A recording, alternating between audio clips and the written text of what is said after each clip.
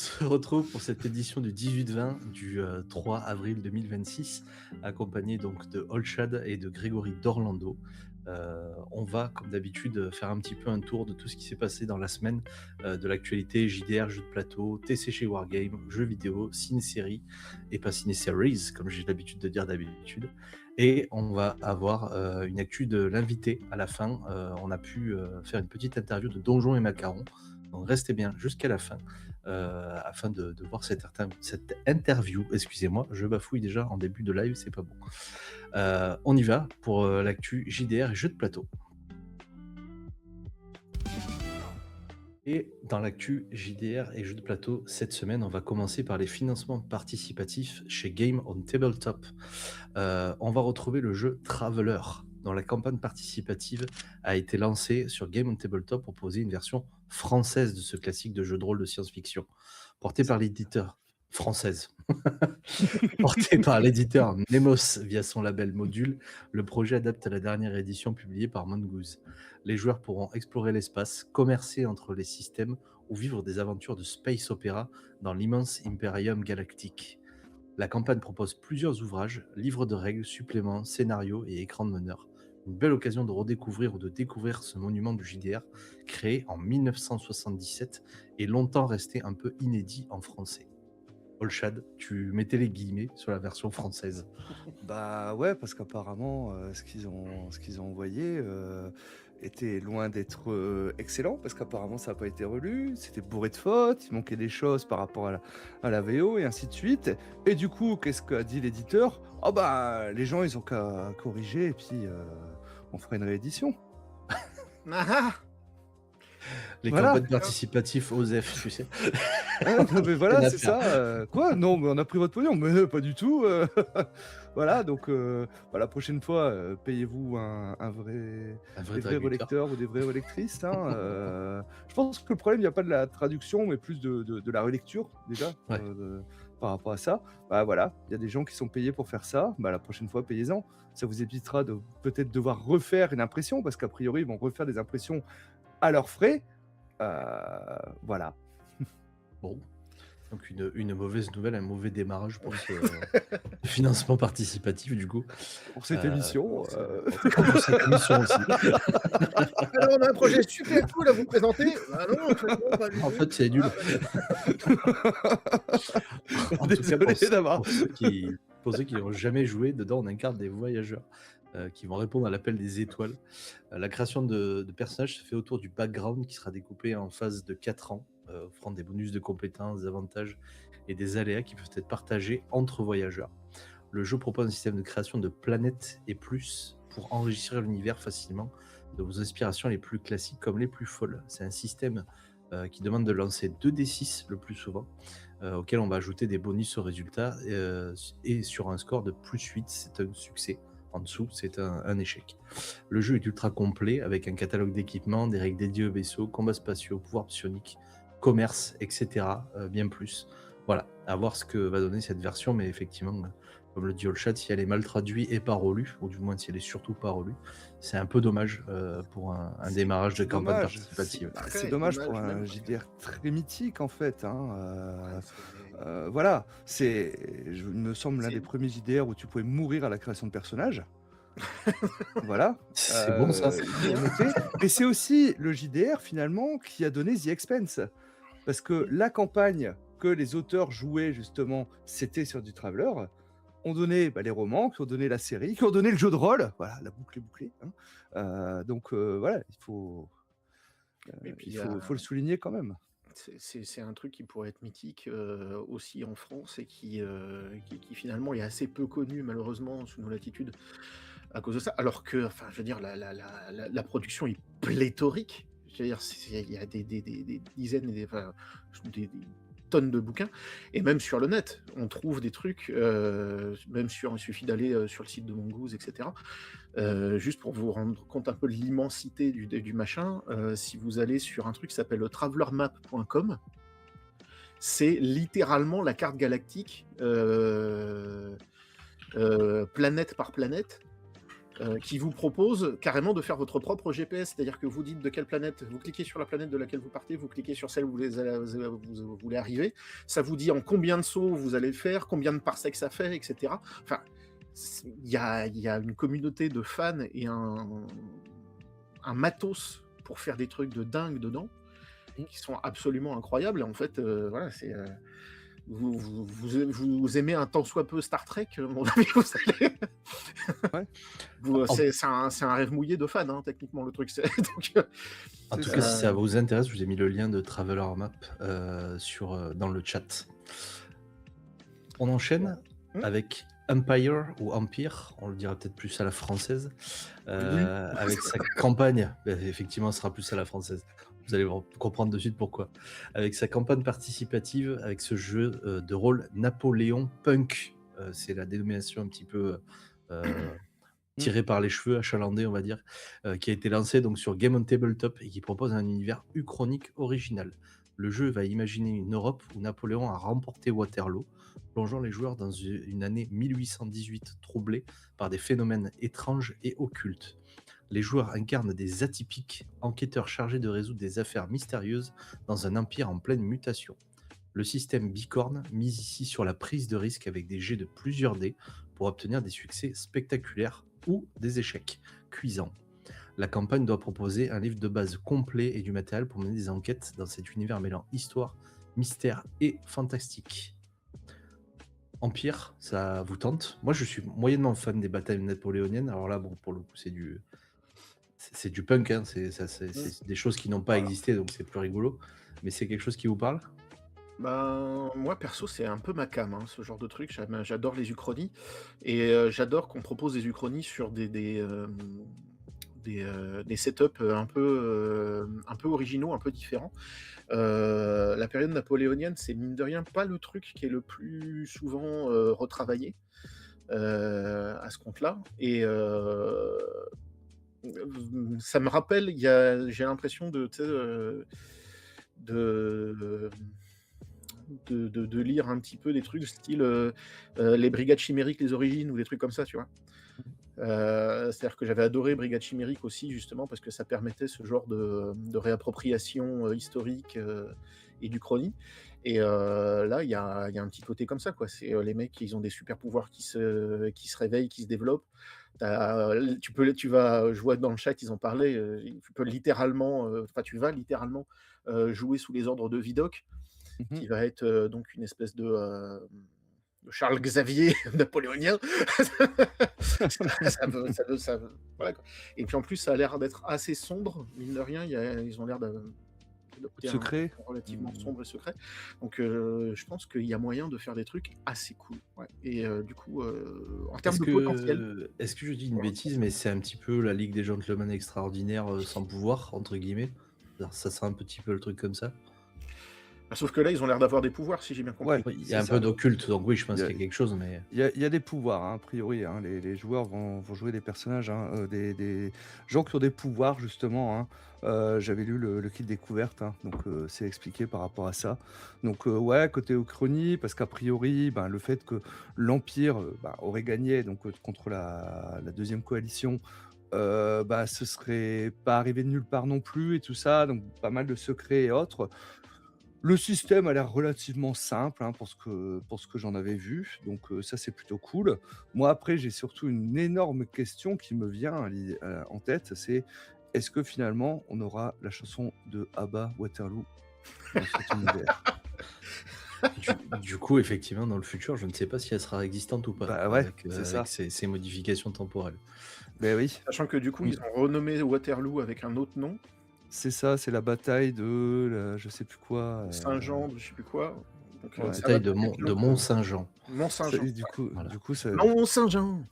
C'est ça. Ça passe. Mont Ou Saint-Jean. alors ça sera Waterloose, Oh, Ah ouais, joli, joli. qui serait plutôt pas mal. Ah La ouais, blague ouais. est valide. Ah ouais, ouais. Ah, ça se voit que c'est toi Ah, l'animateur. Hein. On fait des blagues d'esprit ici. Écoute, on essaie de lever le niveau. C'est la dernière, j'en profite. On pour sent que les 3 vacances semaines arrivent, après, hein. voilà. Ah ouais. Tu Allez, donnes tout, tu donnes tout. je donne tout. Viser la lune, ça me fait pas peur, comme dit l'autre. On enchaîne sur Abstract Dungeon, dont on vous avez d'ailleurs Abstract Donjon, là aussi, il faut que j'arrête de prendre des accents anglais, dont on vous avait déjà parlé il y a une semaine ou 15 jours, je ne sais plus.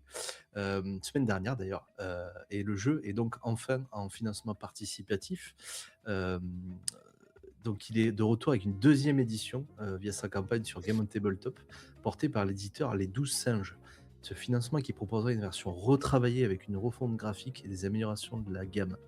Le jeu se distingue par une mécanique originale. Les dés sont lancés au début de la partie, on vous en avait déjà parlé, mais on vous le redit, et servent ensuite de réserve de ressources pour toute l'aventure.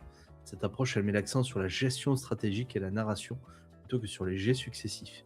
Une nouvelle occasion, là aussi, de redécouvrir ou de découvrir ce système atypique dans une édition modernisée. J'ai un petit peu, moi, scrollé sur l'ensemble. Je suis un petit peu déçu. Il fallait pledge dans les 3 premiers jours, je crois, pour avoir les cartes. Il y a une espèce de set de jeux de cartes qui était gratos, entre guillemets, qui était compris dans le pledge de base, mais qui n'est pour autant pas compris dans les pledges une fois que les En early option. pledges étaient. Voilà. J'espère qu'il ressort en option après, parce que c'est dommage de ne pas pouvoir y accéder. Mais en tout cas, le visuel, les graphismes, la DA et tout a l'air quand même assez sympa. Moi, j'y ai jamais joué, donc je peux pas dire ce que ça vaut derrière, mais il a l'air vraiment cool. Moi, je suis très très curieux de ce système. Très honnêtement, le fait de jeter tes scores à l'avance et ensuite jouer tactique sur qu'est-ce que tu dépenses pas, etc. De ce que j'ai compris en tout cas. Moi, j'avoue, ça me hype bien et rien que pour ça, j'ai envie de le playtester. À voir après ce que ça va donner, d'autant que j'ai scrollé un petit peu aussi. Ils ont déjà prévu plein de monde. Il y a du steampunk de prévu, il y a déjà des campagnes, etc. Donc il y a plein de trucs qui sont prêts à jouer. Donc c'est plutôt cool. Et du coup, c'est autant d'exemples de comment utiliser ce système de façon efficace, puisque c'est littéralement des campagnes et des setups prévus par les créateurs du jeu. Donc c'est pas plus mal quand on propose un système neuf et un peu innovant de proposer une multitude d'exemples sur comment l'utiliser correctement. Donc je suis très très curieux de ça et j'ai hâte de le playtester. Ouais. Je pense que je vais me le réserver à un moment ou à un autre. Toi, Olchad, c'est un truc auquel tu as déjà Ouais, joué? non, j'ai jamais joué justement. J'aimerais le tester pour voir ce que ça propose de jouer en fait, hein, tout simplement. Donc voilà. Mais c'est vrai que c'est pas la première fois que j'en entends parler, mais je suis toujours passé un petit peu à côté, donc à tester. Alors d'ailleurs, dans la refonte, d'ailleurs, au-delà du graphisme, de l'illustration, du fait que ce sera un plus grand format, il y aura une partie inédite, pardon, qui va rajouter des univers, et notamment un scénario dans une cité inspirée des cultures slaves. Faut le savoir, hein, c'est pas juste une refonte avec rien de plus dedans. Effectivement, tu l'as dit, Grégory, on va aussi retrouver à l'intérieur donc 5 scénarios, 5 univers, pardon, prêts à jouer, 3 campagnes, dont une dans un univers steampunk. Donc tu en as parlé, ça tombe bien. Voilà, donc c'est pas juste une refonte, on l'aurait écrit et on met 3 images nouvelles, ce qui aurait été déjà très bien. Non, il y a vraiment du plus, et vous repartez pas sur quelque chose que vous avez déjà. Donc a priori, il y a quand même des belles promesses sur cette campagne. On enchaîne, on part chez Ulule maintenant avec Odyssée d'un géant. Dans ce jeu de rôle, on va proposer une expérience solo centrée sur un voyage initiatique. Les joueurs y incarnent le protecteur d'un géant en quête d'un nouveau refuge après un cataclysme, explorant un monde qu'ils construisent au fil de l'aventure. Le jeu met l'accent sur la narration, l'exploration et la relation entre les personnages et le géant. La campagne lancée fin mars a déjà atteint son objectif et débloque progressivement de nouveaux contenus, comme un carnet de voyage pour suivre l'aventure par exemple. Une proposition originale pour les amateurs de JDR narratif en solitaire. Moi, c'est un truc que j'ai découvert, mais alors totalement par hasard en scrollant sur Ulule, le visuel, la petite DA, la vibe un petit peu à la presque Link, Zelda, etc. Avec des dessins très doux, presque sans violence, parce que j'imagine qu'il y a quand même un petit peu des éléments d'opposition, etc. Mais j'ai adoré. Franchement, le visuel me tente vraiment, quoi. J'avoue, la DA me plaît énormément aussi. Hem, c'est cool de proposer un JDR solo parce que c'est mine de rien, il y en a pas tant. Même si bon, moi personnellement dans ma pratique, le JDR c'est avant tout une expérience sociale, donc j'ai tendance à assez peu en faire, mais je suis assez curieux, quand même du truc. Par contre, en fait, il y a un truc, c'est que tout le long du truc où j'ai lu vraiment la campagne, le machin, et cetera, et où j'ai regardé les artworks, le seul truc qui me venait en tête, c'est: «Ah, qu'est-ce que ça ferait un jeu vidéo cool?» Et en fait, j'ai trop envie de le voir en jeu vidéo. Bah, ça m'a rappelé un peu ce jeu vidéo dont j'ai plus le nom. Alors j'ai le nom d'un JDR qu'on a failli faire il y a pas longtemps, Titan Bond, mais le nom, tu sais, de ce jeu où tu devais grimper et le titan était en fait le donjon et tu devais aller le Mmh. désactiver d'une manière ou d'une autre, tu vois? Donc oui, c'est vrai que ça ferait un jeu vidéo hyper cool, quoi. Hem, Petit Shadow point of Colossus positif, peut-être? Shadow of Colossus, exactement. Petit point positif pour ce jeu solo, il est accessible dès 14 ans. Ça, c'est bien, on parle pas que de jeux, entre guillemets, «d'univers mature», Mmh. accessible dès 14 ans. Le jeu comment il va s'articuler? Il va se décomposer en 3 scènes, pardon, avec des phases clés. Se déplacer, révéler une rencontre, agir avec le géant, se reposer, voilà. Ça va être un petit peu toujours cette logique-là et le voyage va se faire case par case sur une carte hexagonale. Vous ferez des tests à l'aide de 2d6 là aussi, comme pour, les jeux précédents, et chaque joueur possède 2 personnages, le ou la protectrice et le géant. Il est bien sûr important de créer et de préserver le lien entre ces 2 personnages tout du long pour mener à bien sa mission. Voilà. Mmh.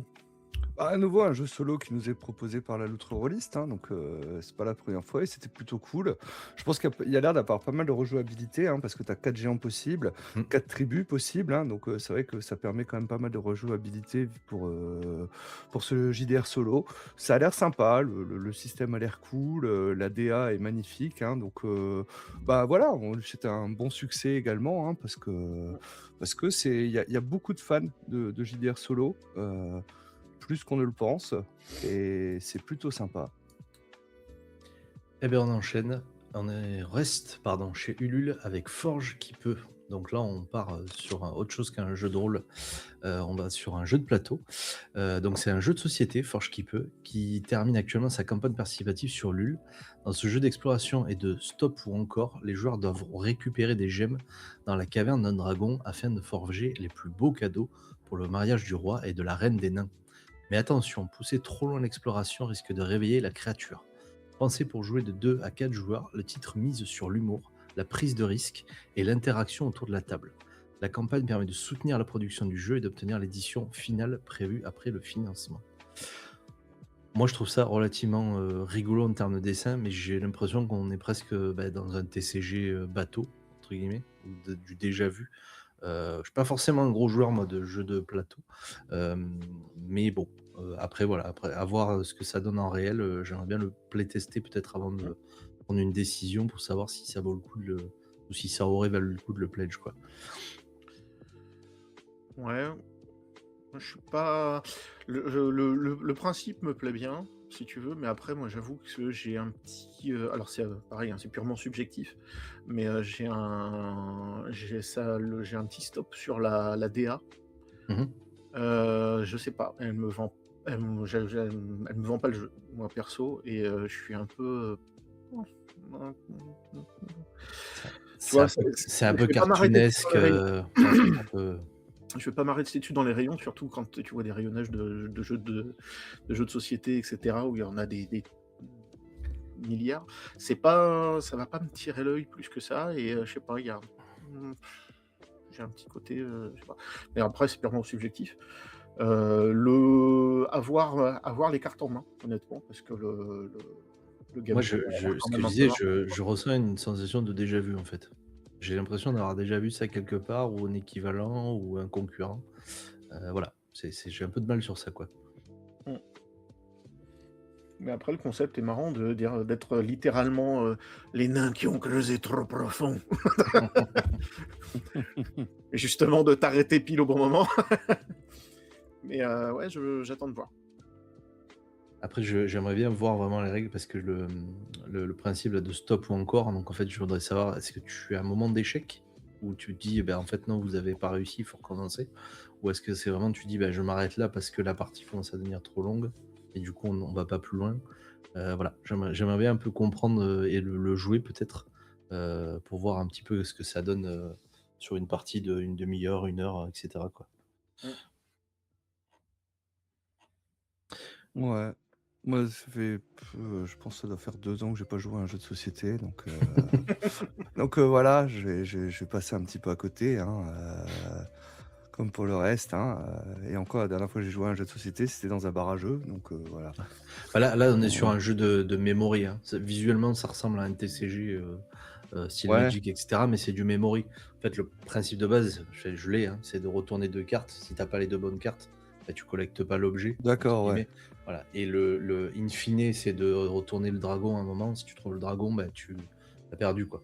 Euh, mais voilà, ça a l'air un peu léger, je trouve, comme système, alors que le système, enfin le jeu vendu au départ a l'air d'être quand même un petit peu fun, et je pense que ça aurait mérité peut-être d'autres mécaniques dans l'ensemble. C'est pour ça que j'aimerais voir, si ça se trouve, il est très très bien, hein, mais j'aimerais voir en jeu ce que ça donne, quoi. Ouais. Voilà.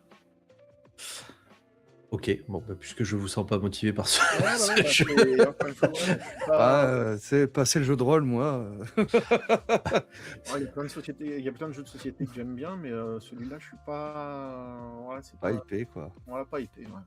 Bon, à voir après carrément si ça se trouve, moi c'est pas la première fois où je suis pas hypé par un jeu et puis une fois que je suis sur une table avec des copains et des bières, bon bah en fait ça passe très bien.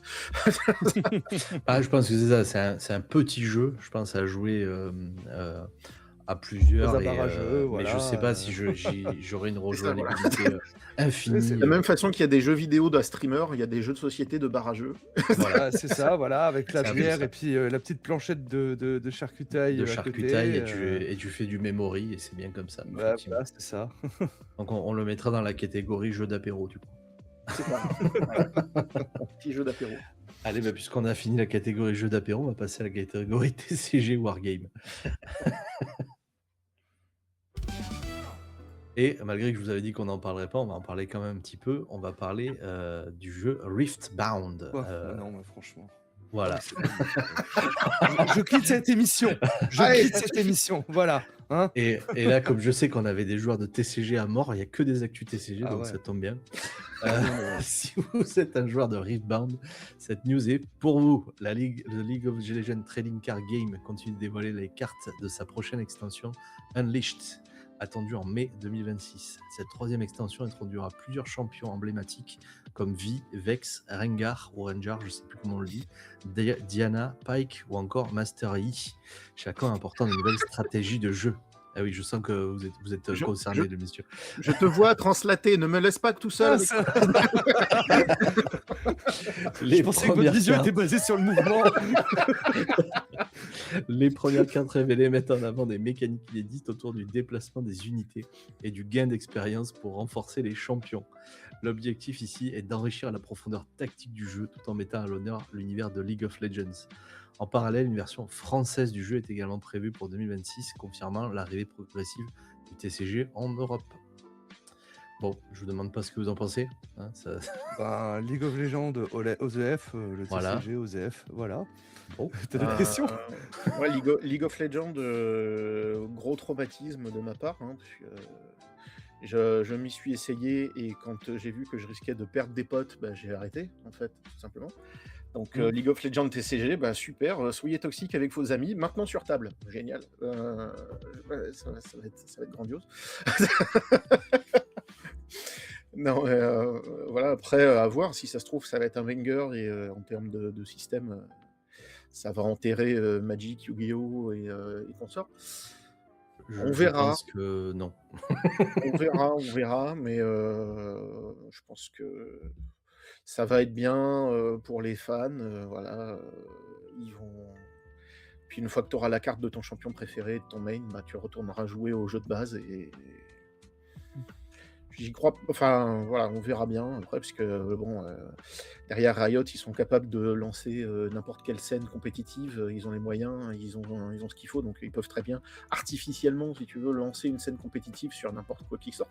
Ouais, en injectant du Heu, pognon, S'ils décident voilà. d'injecter du pognon pour en faire plus derrière, je pense qu'ils auront pas de problème avec ça, ils savent faire.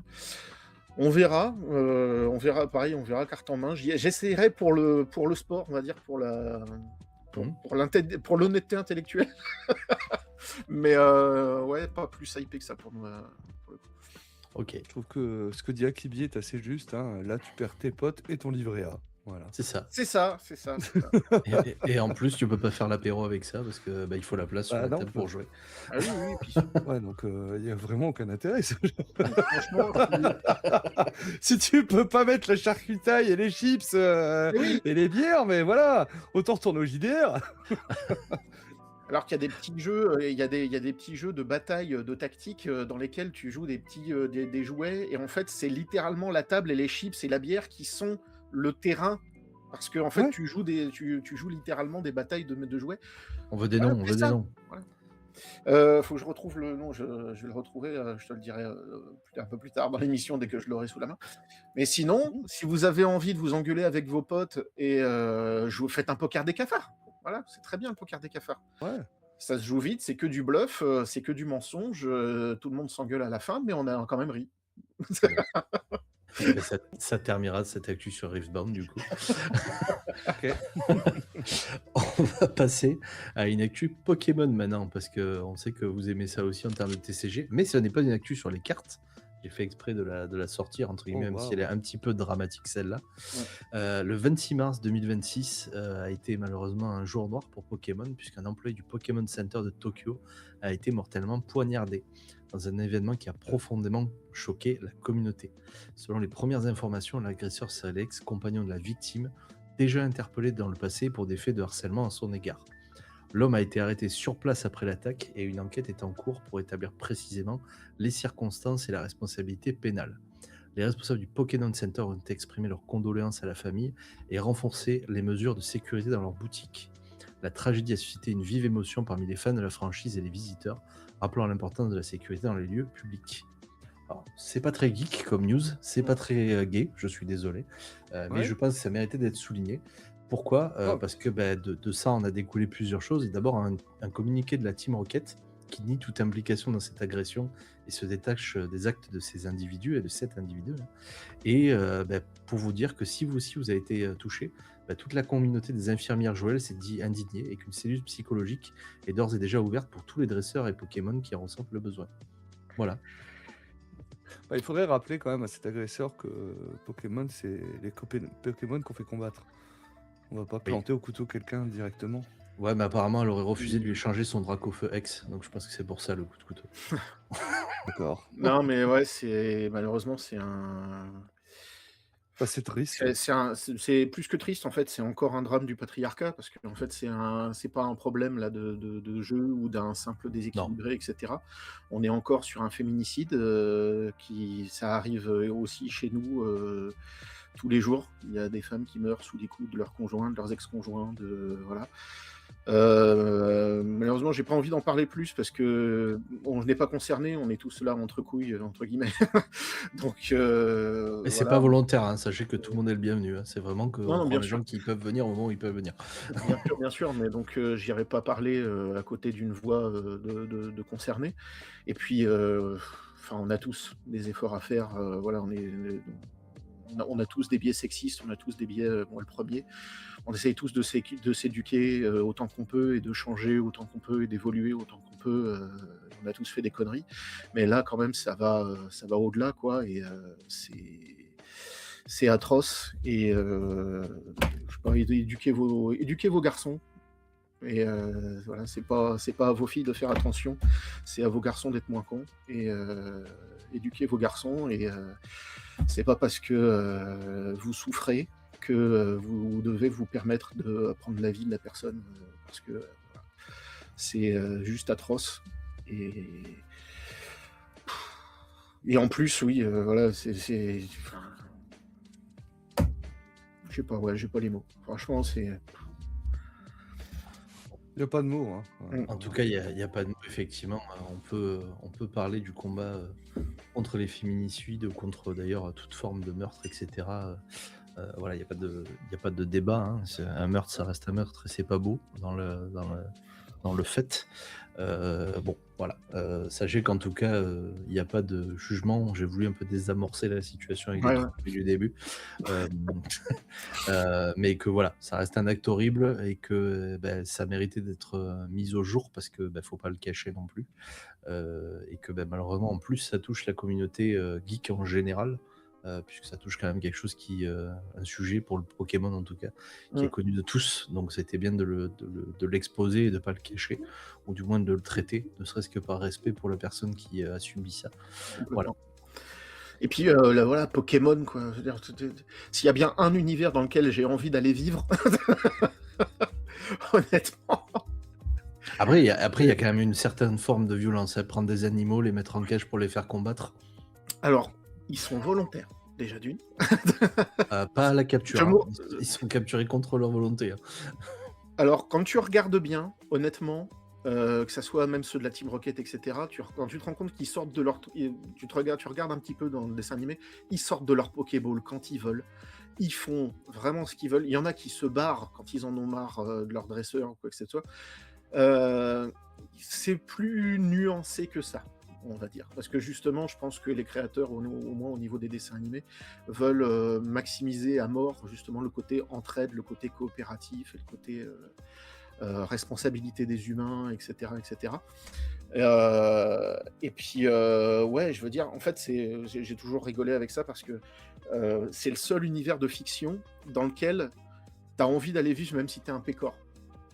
Parce qu'il y a plein d'univers de fiction où si t'es pas le héros, franchement, t'as pas envie d'y aller. Moi, les gens qui ont envie d'aller vivre dans Harry Potter c'est cool quand t'es Harry Potter.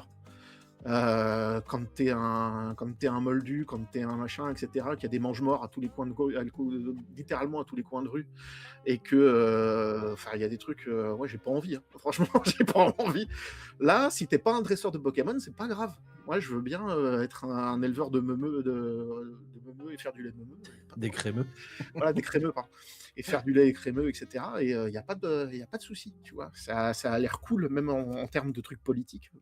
C'est pas déconnant. Bon. Donc ouais, allez pas tuer des gens dans Pokémon, s'il vous plaît.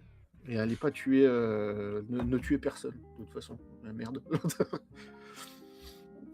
Eh ben, on va enchaîner sur cette mauvaise nouvelle. On va partir sur quelque chose de plus gai. On va parler du Gala TCG 2026 qui investira le Paris Expo Porte de Versailles au Hall 4. C'est très précis pour sa 5e édition. Le gala aura lieu du 18 au 19 avril et réunira des passionnés, collectionneurs et joueurs autour du TCG en général. L'événement s'étendra sur 20 000 m² et proposera plus de 80 exposants, des animations, des conférences, des zones de test et des cartes rares à admirer ou à échanger. Des illustrateurs et des créateurs du contenu seront présents pour des rencontres et séances de dédicaces. Les visiteurs pourront aussi participer à des shows live, des échanges communautaires et découvrir de nouvelles licences. C'est un rendez-vous indiscutable et incontournable pour tous les amateurs de jeux et de jeux de cartes à collectionner. Pardon. Et on nous dit Harry Potter, non merci, car la les l'autrice est une personne exécrable. Je fais la traduction, on est bien d'accord. Et tu dis quoi? Oui, en Voilà. plus, accessoirement. Bon, je vous dirai pas, il faut dissocier l'art de l'artiste. On est bien d'accord que là, pour le coup, malheureusement, l'univers est très beau, mais ça reste une sacrée connasse. Voilà, bon, le mot est dit, hein, voilà, c'est fait. En tout cas, voilà, pour le Gala TCG 2026, si ça vous intéresse, c'est du 18 au 19 avril. Bon, je vous demande pas si vous y serez, Olshad et Grégory. Bien sûr que non. Forcément, Bien sûr que non. bien sûr, j'y cours, voilà. Voilà. J'y cours, j'y vole, aucun problème. En plus, il n'y a pas Ludiverse ce même week-end. Je crois. Je crois qu'il y a Ludiverse, ouais, exactement. Ouais, donc voilà, si je dois aller quelque part, ce sera Ludiverse hein, ce week-end-là. Eh ben, on va profiter, on va enchaîner du coup sur Warhammer 40 000 et l'annonce officielle du dévoilement de sa 11e édition, attendue pour juin 2026. Présentée lors de l'Adepticon 2026, cette nouvelle version vise surtout à affiner les règles et à améliorer la fluidité des parties plutôt qu'à tout bouleverser. La boîte de lancement Armageddon mettra en scène un affrontement entre Blood Angels et Orcs. Parmi les nouveautés, disparition des marqueurs d'objectifs circulaires, nouvelles règles de combat et environ 70 détachements pour diversifier les stratégies. Les codex actuels resteront compatibles, facilitant la transition pour les joueurs. Je crois, pas dire de bêtises, Grégory, toi tu as un petit peu joué ou tu joues un petit peu à Warhammer? Oui, j'ai une armée de Votan. Donc c'est littéralement des nains de l'espace. Et j'ai eu un petit... parce qu'en fait, je m'y suis mis assez tardivement. Je suis un très très gros fan de la licence et de son lore, etc. Mais je me suis décidé assez tard à me faire vraiment une armée. Parce que pas le temps, parce qu'il faut peindre, parce que machin, parce que truc, etc. Et puis voilà, donc là, ça fait un petit moment que je m'y étais mis, et donc je venais de tout bien m'acheter pour la V10, et 2 mois plus tard, en fait, il y a la V11. Je fais, Elle sera compatible, oui, voilà, ça m'a quand même un peu rassuré, je t'avoue. Donc, ouais, j'attends de voir. Cette histoire de changement de gabarit pour les objectifs. Notamment parce que je joue une armée qui, en fonction de sa position par rapport aux objectifs, a des modules et des bonus différenciés. Donc j'attends de voir si vraiment ça va être des gabarits de taille différentes, ou si ça va changer des choses, ou si c'est juste en termes de forme qu'on va avoir des trucs. Parce que peut-être je me dis que ça pourrait avoir un impact. Donc à voir. Puis j'attends de voir quand même ces nouvelles règles. Sinon, moi, c'est surtout en termes de figurines, quoi. Je suis voilà, il y a Yarick qui revient. Voilà, tous les fans du lore de Warhammer ont vu le petit teaser avec Yarick qui revient et qui dit c'est notre planète. Et voilà, donc on a tous fait Yarick Sama. Et donc la figurine est magnifique en plus, donc j'attends de voir. Il y a eu pas mal de nouvelles choses, parce qu'en dehors de ça, en plus chez Game Workshop, il y a eu des nouveautés chez Age of Sigmar, enfin voilà, ça tombe comme un gravelotte là depuis 2 semaines, donc je suis très très très fan. C'est pas du 40 000, mais le coq fort, c'est littéralement une tour avec des pieds qui marchent et des canons et des petits balcons pour tirer, faire piou-piou sur le côté. C'est littéralement un Airbnb de bataille, c'est génial. J'adore le concept. Donc ouais, les mecs sont décomplexés, en tout cas sur Age of Sigmar, donc ils sont très très décomplexés en termes de figurines, et c'est cool. Ouais, j'adore les trucs un peu débilement géniaux comme ça. Donc ouais, j'attends de voir ce que ça va donner, parce que je pense qu'ils sont sur une lancée où on va avoir plein de trucs rigolos, et ça va être chouette. Bon, Hochette, toi, Warhammer? Jamais fait de wargame. Bah voilà. Non, mais Tu voilà. as joué à Dark Heresy? Alors, oui, non, mais je connais Warhammer 40K, évidemment, hein, mais ouais, côté JDR. C'est-à-dire, Warhammer Fantasy, ça a été un des premiers JDR que j'ai masterisé. Voilà, j'ai déjà mené entièrement la campagne de l'ennemi intérieur, et je considère que c'est un de mes achievements quand même personnels de rôliste, hein. Allez, balèze. Voilà. On le ferme.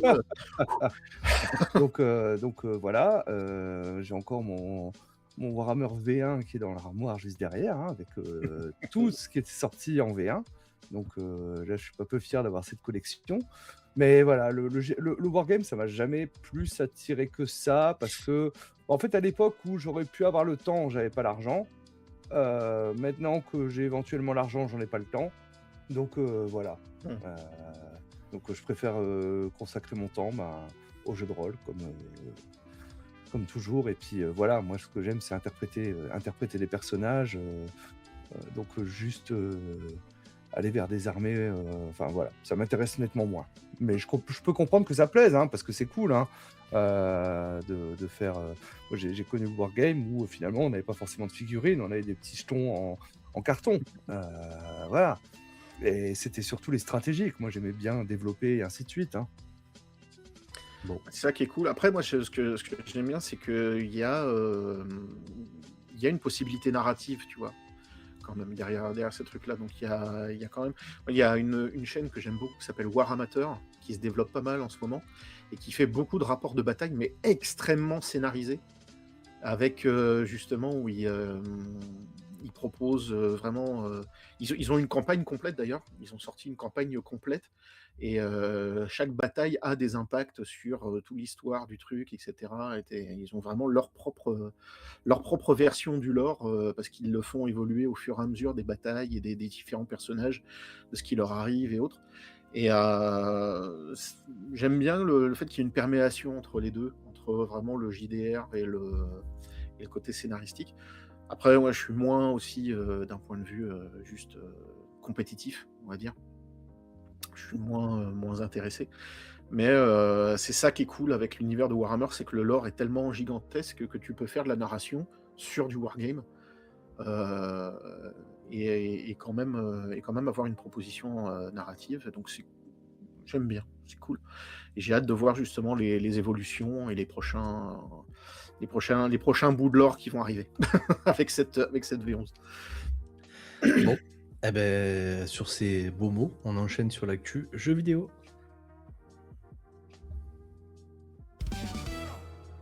Et en actu jeux vidéo, on va démarrer avec la Switch 2 et Zelda Ocarina of Time Remake. Alors attention, info à prendre avec des pincettes, voire même avec des grosses pincettes, puisque c'est une info d'un leaker qui s'appelle Nat the 8, qui nous informe qu'un remake de The Legend of Zelda Ocarina of Time pourrait voir le jour sur Switch 2 entre l'été 2026 et décembre 2026.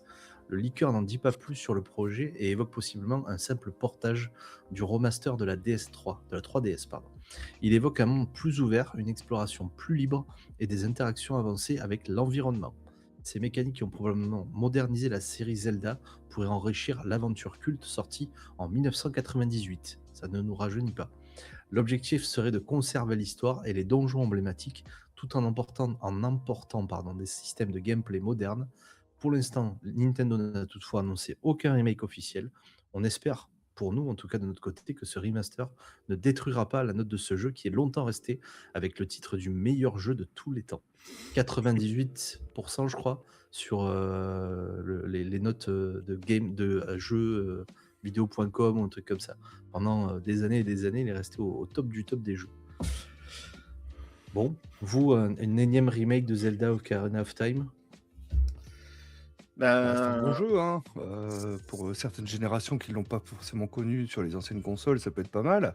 Maintenant, je sais pas si c'est les images que vous avez vues que vous avez montrées là, de où elles Ah viennent. bah, non, parce qu'il n'y a pas de truc officiel. Donc, non, c'est de l'IA. Ouais, voilà, c'est ça, parce que Ouais. c'est ça, c'est de l'IA, donc Ouais. je me disais aussi, hein. Cela dit, Ouais. si on fait un remake comme ça de ce Zelda, moi j'ai un orgasme. Il y a pas de- Très Mais honnêtement, j'y s'il crois y a une très peu. modernisation à ce point-là, ça serait vraiment cool. Hein. J'y crois très Après, peu. C'est justement la question. C'est est-ce que ça va être un remake, donc où vraiment il y a une refonte, on revoit les mécanismes, on refait complètement la map, on refait un truc, et comme ils ont vraiment en fait fait, avec Link's Awakening. ouais, Ouais. voilà, va vraiment y avoir un truc particulier. Ou est-ce que c'est juste portage, remaster, refonte, machin, et puis en fait, bon, globalement, c'est la même soupe et on a mis des paillettes dessus. À voir. Bah, je pense que si ils refont quelque chose, ils feront peut-être un truc en monde ouvert où tu n'as plus le chargement entre deux maps comme c'était. Pour essentiellement, tu pourras rentrer directement dans le donjon sans chargement, un peu à la TOTK, des choses comme ça. Effectivement, peut-être avec une notion de 3D, peut-être une ouverture pour pouvoir monter dans les montagnes et tout, un peu à la The Witcher, entre guillemets. Mais bon, on va rester sur TOTK puisqu'on le faisait déjà dans celui-là. Peut-être rajouter la paravole, peut-être rajouter plein d'autres trucs qu'on n'avait pas forcément ou des bêtises qu'on pouvait pas forcément faire. Mais ouais, enfin, moi, ça Alors- me hype pas de fou parce que je pense que j'en ai soupé du Legend of Zelda, honnêtement. Pour moi, il y en a beaucoup trop. Mais par contre, si on refait une refonte comme ça, un peu délire, où je revisite les choses que j'ai jouées quand j'avais 8 ans, peut-être que ça pourrait me tenter. Après, attention en fait, parce que mettre des nouvelles mécaniques. Les Zelda ont toujours été, pour Nintendo, enfin, pas que ces jeux, hein, mais en tout cas, les Zelda ont toujours été finalement une démonstration technique Oui. de la machine et des équipes de Nintendo finalement. Et c'est vrai qu'elle mettait souvent à profit des choses, hein. Moi, je me souviens, du premier Zelda qu'il y avait sur DS, où tu devais à un moment fermer ta console et la rouvrir pour copier une carte. Enfin, tu avais des mécaniques où tu devais Mmh. souffler sur la console pour éteindre des bougies, et ainsi de suite.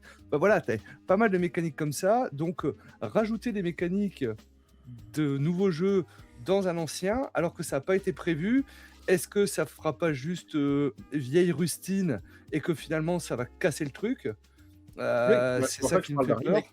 C'est pour ça que je parle d'un Voilà, remake, c'est-à-dire vraiment faire une refonte du système et proposer des mécaniques qui soient, remises à niveau et cetera. Parce qu'on va pas se mentir, tu mets, Zelda Ocarina of Time dans les mains d'un adolescent, d'aujourd'hui qui est habitué à un certain niveau d'ergonomie et cetera, je suis pas sûr que ça l'accroche, hein.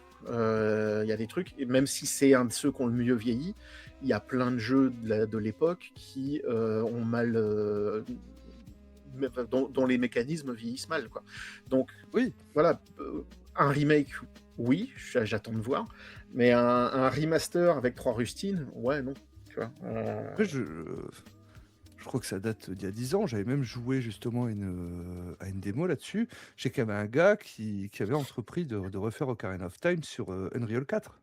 Oui, Je sais OK. pas, où ça en est ou autre, hein, bon, il je a te dû se parle de prendre un ça, procès de Nintendo c'était il y a une comme dizaine tous les d'années, fans qui hein, font des et comptes contre lui. et tu avais il avait refait en fait, qui te rends compte le village, du début, tu Kokiri? sais, Ouais. ouais, c'est ça. Tu pouvais pas aller plus loin, parce qu'il avait fait que ça.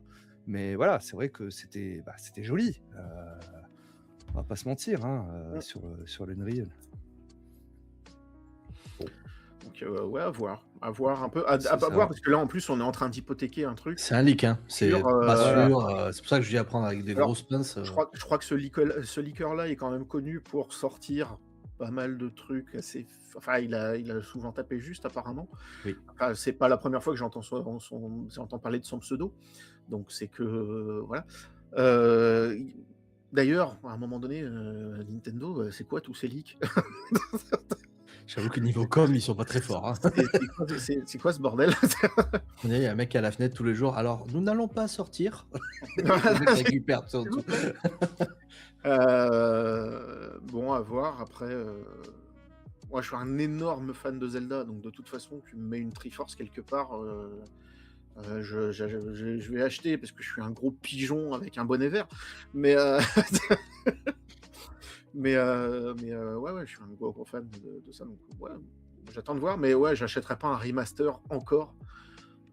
C'est bon, j'y ai rejoué sur 3DS, j'y ai rejoué J'allais machin. dire: «Je l'achèterai pas encore», ça veut dire celui de 3DS, tu l'as acheté. Voilà. Bon, mais Oui, pas oui, encore, hein. Bon, c'est combien? oui, oui. Oui, mais justement, tu vois, en refaisant celui de 3DS, après avoir joué aux dernières itérations de cette licence, il y a des trucs sur lesquels j'ai dit: «Ah ouais, c'est vrai que ça a évolué, tout simplement». Il y a eu des évolutions et depuis, ils ont fait encore mieux et donc maintenant, il y a des trucs qui: «Ah putain, ça me manque de plus pouvoir faire ça comme ça» et de voilà. Donc à voir un petit peu, ce qui sera proposé. Encore une fois, si c'est un vrai remake, je pète mon crâne. Si c'est un simple remaster ou un portage avec, 3 bouts de cailloux et trois rustines, bah, C'est flemme, un quoi. petit peu ma crainte, quoi. Mais bon, Ouais. on verra ce que ça donne. On enchaîne et on part maintenant chez Sony, et sur la PlayStation 5. On va parler de Sony et de la PlayStation en elle-même. On a confirmé une augmentation des prix de ces différentes PlayStation qui devrait grimper de 100 à 150 euros. Je rappelle que la console ne vient pas de sortir, hein. Elle est sortie maintenant depuis quelques temps. Voilà, cette révision tarifaire touche la PS5 standard, la PS5 digitale et les bundles et s'explique notamment par la hausse des coûts de production et des composants. Les revendeurs français s'alignent progressivement sous ces nouveaux tarifs, suscitant des réactions mitigées chez les joueurs. Cette augmentation intervient alors que la console reste très demandée malgré son cycle avancé. Pour beaucoup, elle pourrait influencer les décisions d'achat avant les grosses sorties de jeux prévues cette année. Enfin, Sony assure que cette hausse vise à améliorer la qualité et le support à long terme de la plateforme. Alors, quand on te vend d'un côté la hausse des prix du matos et qu'on te dit oui, mais c'est pour soutenir le fait qu'on va monter en gamme, non, foutez un petit peu de notre gueule, Sony, là. C'est juste pour le blé. Ah, c'est juste pour le blé, en rappelant que, depuis la sortie, il y a déjà eu une première montée de prix. Mais que voilà, c'est en leur bilan financier de 2021 montrait qu'ils avaient mal dimensionné et que, comme d'hab, ils vendaient la console à perte depuis le départ. Donc, c'est toujours un peu compliqué, faudrait, voir dans la ligne de compte. Mais, voilà, de toute façon, les consoles, elles se vendent à perte depuis, des dizaines d'années, parce que c'est la stratégie, en fait. On vend les consoles à perte et une fois qu'on est placé, on se rattrape sur les jeux. Est-ce qu'on se rattrape autant sur les jeux que ça finalement? Est-ce que c'est pas un modèle économique qui est finalement à remettre en question, dans son ensemble? Parce que, c'est, pas forcément le truc le plus sain et le moins toxique à faire. Heu, je sais pas, moi j'ai déjà, donc je sais pas. Mais, ouais, ça pique. Après, oui, malheureusement, la situation politique, actuelle un peu partout fait que les échanges internationaux, sont impactés de partout et que, ouais, il y a une montée des prix, globale, donc à un moment donné, il fallait bien que ça nous tombe aussi sur le rable, hein, voilà. Donc, peut-être, à savoir, peut-être dans 6 mois, on aura initié un mouvement qui s'appellera les manettes jaunes et Viendra avec nos manettes autour du cou, là. ouais! Mmh. Voilà, sauf qu'on fera on fera des happenings dans World of Warcraft, je sais pas. Mais, ouais, je suis pas si surpris que ça par ce truc-là, parce que de toute façon, je m'attendais bien à ce qu'il y ait, des envolées, voilà, il y avait eu des envolées de prix avec les prix des jeux à la sortie de la Switch 2 déjà, enfin, voilà quoi. Je suis d'ailleurs assez surpris qu'ils soient si timides sur le sujet et qu'il y ait pas, des montées de prix plus violentes un peu partout parce que, justement, c'est galère donc, à Attends voir. Noël. Attends Noël, tu vois? Oui, oui, oui, oui, oui, bah, Ils vont justement, revenir.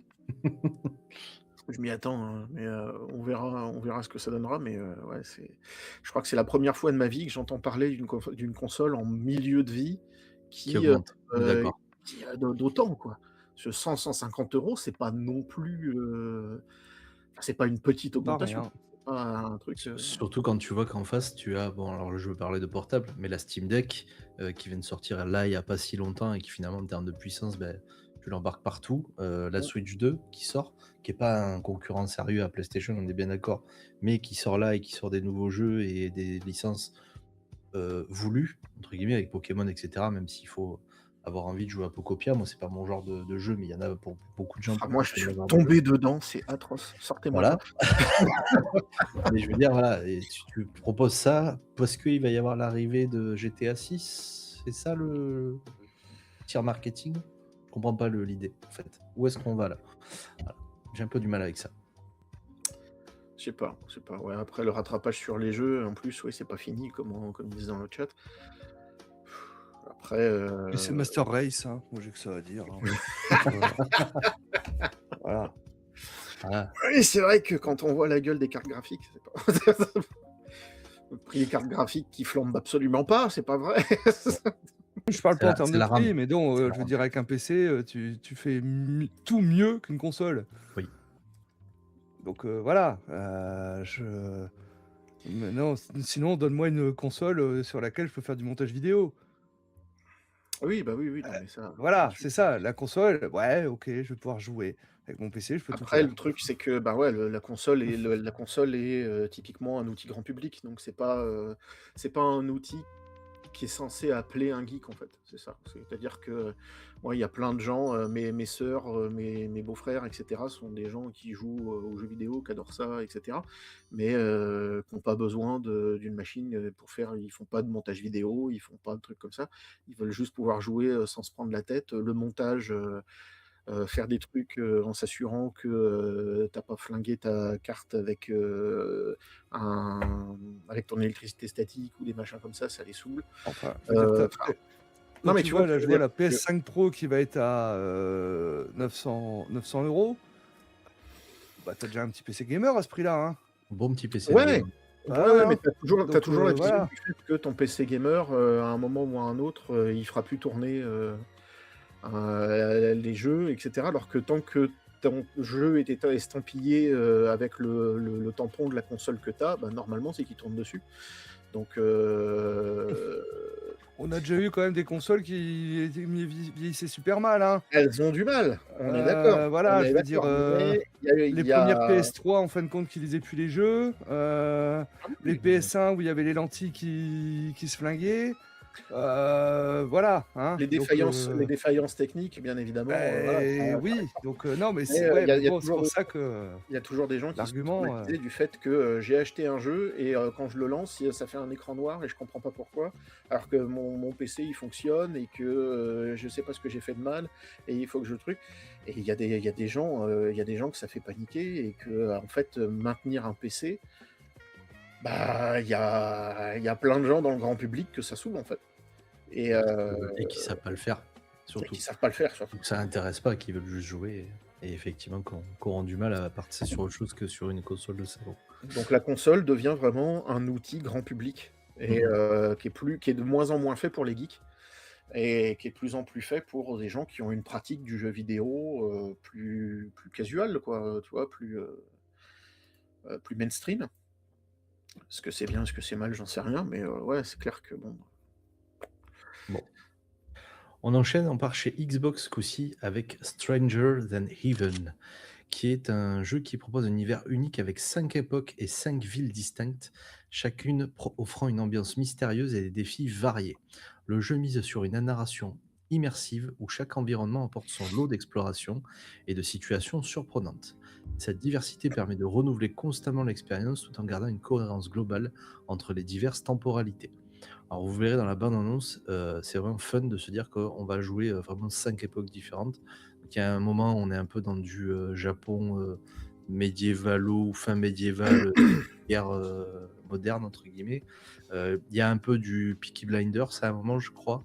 Enfin voilà, vous allez voir dans la bande-annonce, si vous avez la curiosité de la regarder, il y a Mmh. vraiment plusieurs périodes, qui sont traitées à l'intérieur. Effectivement, ce Japon, 1915, 1929, 1943, 1965, voilà. Il y a vraiment plusieurs périodes traitées avec 5 époques différentes, mais toujours un petit peu les mêmes systèmes de combat. Et vous le verrez, par contre, c'est très violent. c'est du combat à main nue avec des couteaux à coups de bourre-pif, etc. Mais c'est vraiment du Yakuza pur, quoi. Et Ouais, d'ailleurs, vous bah, reconnaîtrez la patte Yakuza, hein, tout simplement. c'est ça. C'est du Ryago Gotoku dans le texte. Moi je suis enfin voilà, je suis pas objectif là-dessus parce que je suis ultra client, mais vraiment fort. Je suis un fan absolu de la licence Yakuza. C'est devenu un bonbon. C'est devenu une espèce de Madeleine de Proust, mais pas de mon enfance, ce qui est très bizarre. Je kiffe vraiment toute cette série. Je kiffe son écriture, je kiffe Alors du coup, si c'est les pas de ton différents enfance, ce personnages. sera de ton adolescence, on parlera de ça.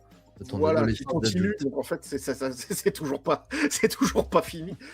Ouais, je suis très, très fan de tout ce que produit ce studio, que ça soit, Judgment aussi, le spin-off, les derniers, les dernières itérations de la série Yakuza, avec ce nouveau héros, son gameplay, basé sur du Dragon Quest. Mmh.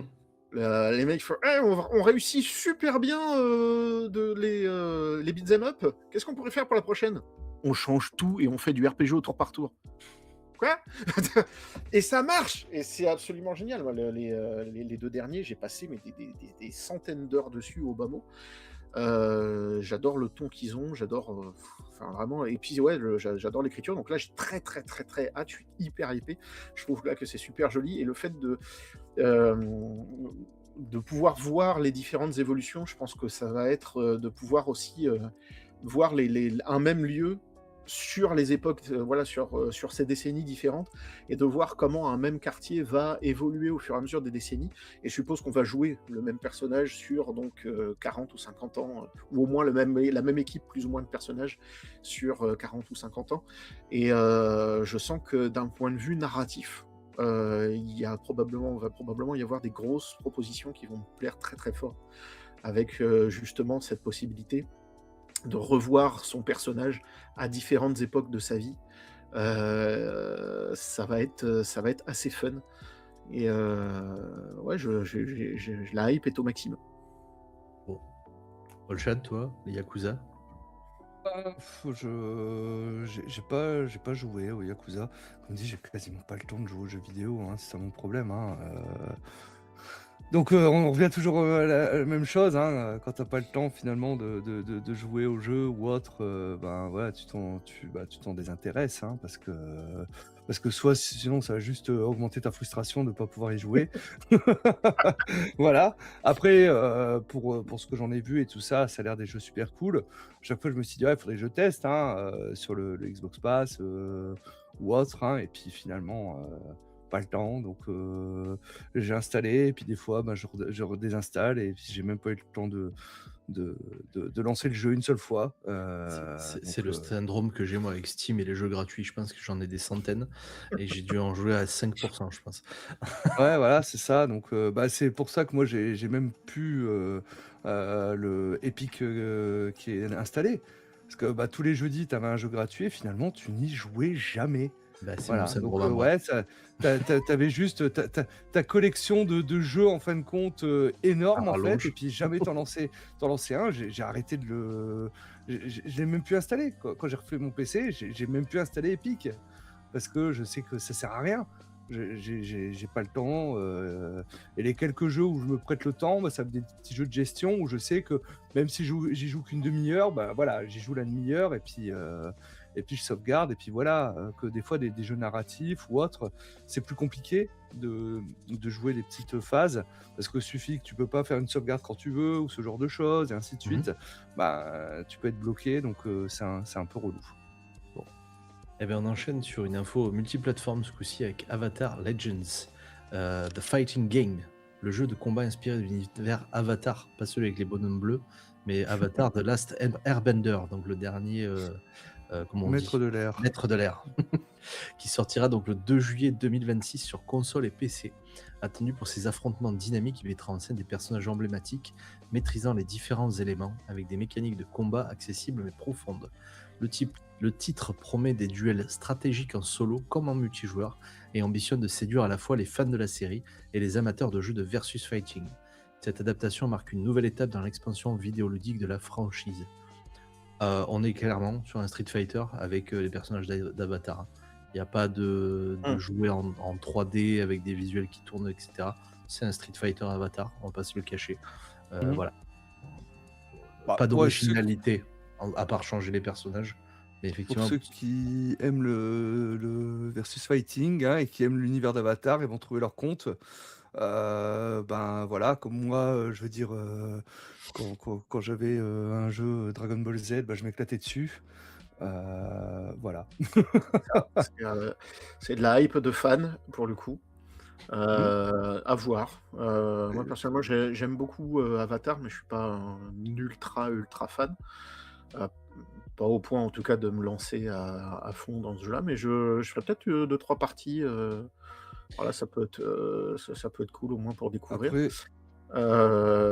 Ce qui est Ça a l'air d'être, enfin, ce qui est un peu intéressant, ce qui m'intrigue quand même, c'est qu'ils ont l'air d'avoir ils ont l'air d'avoir quand même comment? Une ambition, pour, proposer peut-être, des tournois ou, des choses comme ça. Parce que je vois que, mmh, par exemple, dans leur côté, dans leur mode, entraînement qu'on voit là sur le teaser, ils affichent carrément les hitbox. ouais. Ce qui est ouais, assez rare, enfin moi c'est vrai. j'en ai vu assez rarement. Donc ça veut dire que, il y a quand même une volonté de s'ouvrir à des gens qui vont étudier ça et Mmh. qui vont aller, chercher, justement la petite bête sur comment, faire le cross-hit parfait et cetera. À voir, peut-être qu'ils ont, prévu quelque chose en termes de gameplay qui va être, tellement cool que ça va développer une scène et qu'ils vont réussir à tirer dans l'épingle du jeu. Sinon, bah, ça Possible, sera hein. juste un petit jeu de fans, pour les fans, qui fera plaisir aux fans et ça sera déjà cool. C'est ça, hein, et puis voilà. Donc, moi, j'y reproche deux choses. C'est peut-être, alors je sais pas, hein, tout n'est pas montré dans la bande-annonce, mais qu'on n'est peut-être pas un développement du lore qu'on aurait pu l'avoir dans un Naruto, par exemple. Et effectivement, vu où on en est et vu la capacité technologique des consoles, qu'on n'est pas un Naruto-like, mais en Avatar, avec éventuellement les gros pouvoirs de balancer des grosses vagues, etc. Voilà, se mhm, contenter comment ça s'appelle, un Tekken en 2D là, un petit peu déçu, surtout vu le prix. Bon, le premier pack est à 30 balles, le deuxième est à 50 balles quand même. Voilà, je suis un peu mitigé par rapport au prix et à la technologie d'aujourd'hui. Sortir quelque chose comme ça aujourd'hui, je suis Bah, un peu. après, Voilà. c'est peut-être juste que c'est pas ce qu'ils veulent faire, hein, tout simplement. Hein, ouais, voilà. après à voir. Après, de toute façon, j'ai pas l'impression que la licence Avatar, vraiment, soit une licence, qui brille par ses enfin, je trouve pas que ça soit une licence qui brille par ses combats. Non. Non. C'est déjà pas un dessin animé de baston à la base. Ouais, Et quand tu regardes, il y a pas tant que ça de technique ou what the fuck avec, carrément, tu sais, dès le deuxième tome, «Ah, je peux faire un dragon d'eau de 10 mètres!» Non, tu vois, il y a pas ça. Tu vois, je mhm, trouve que même l'utilisation de la magie et cetera, hors quelques trucs qui scénaristiquement sont justifiés, ça reste assez ténu, tu vois? Ça reste assez discret, mine de rien. Ouais, mais Il y a pas des grands moi, j'aurais envoyé, j'aurais créé des murs de glace pour changer le terrain, tu vois? Ouais, comme ça, tu te prends tous les fans sur la gueule qui disent: «C'est n'importe quoi, c'est pas du tout ça la licence!» ouais, Heu, voilà, c'est ça le problème. Là, tu un peu fan, t'as pas envie de trahir ton truc, tu vois?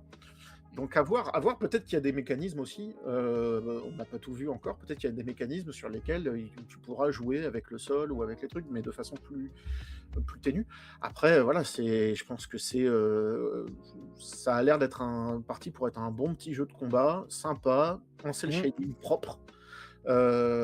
C'est déjà pas mal et ça va plaire aux fans et ça fera les beaux jours des c'est fans ça. de la licence et c'est déjà cool. Mmh. Bah oui. Mais je crois qu'ils annonçaient, je veux pas dire de bêtises, une saison 2 sur la série par contre.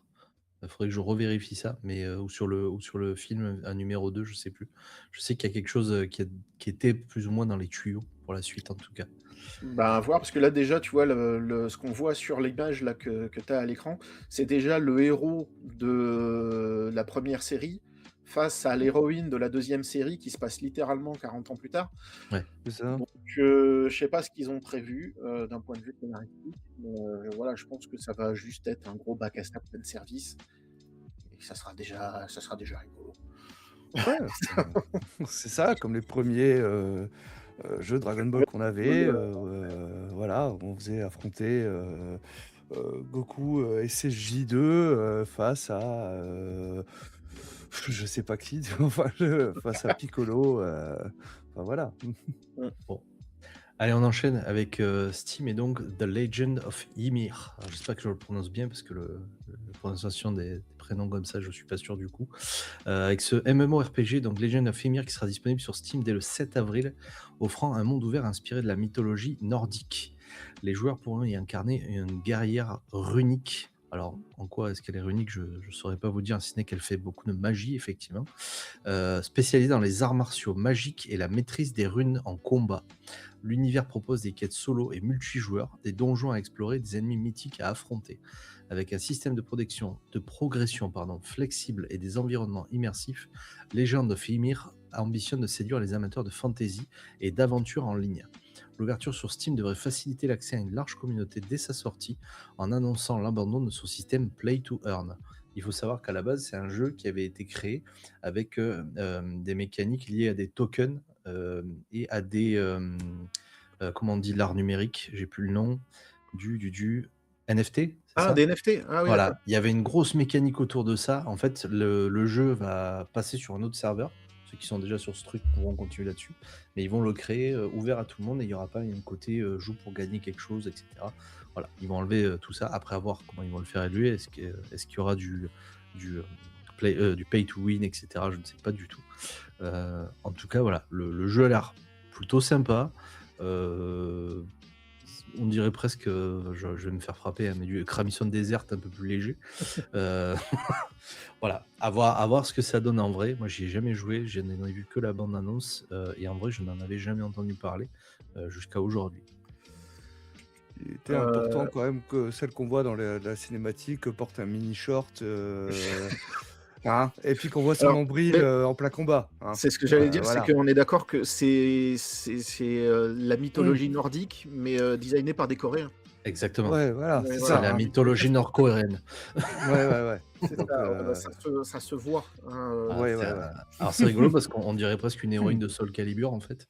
on dirait Euh, surtout une idole avec une Ouais, peau de métal dessus, en fait. Aussi. c'est ça. Avec, donc, voilà. Mais Ouais, bah, j'ai pas le temps de jouer aux jeux vidéo, alors encore moins aux MMO. Hein, donc, voilà.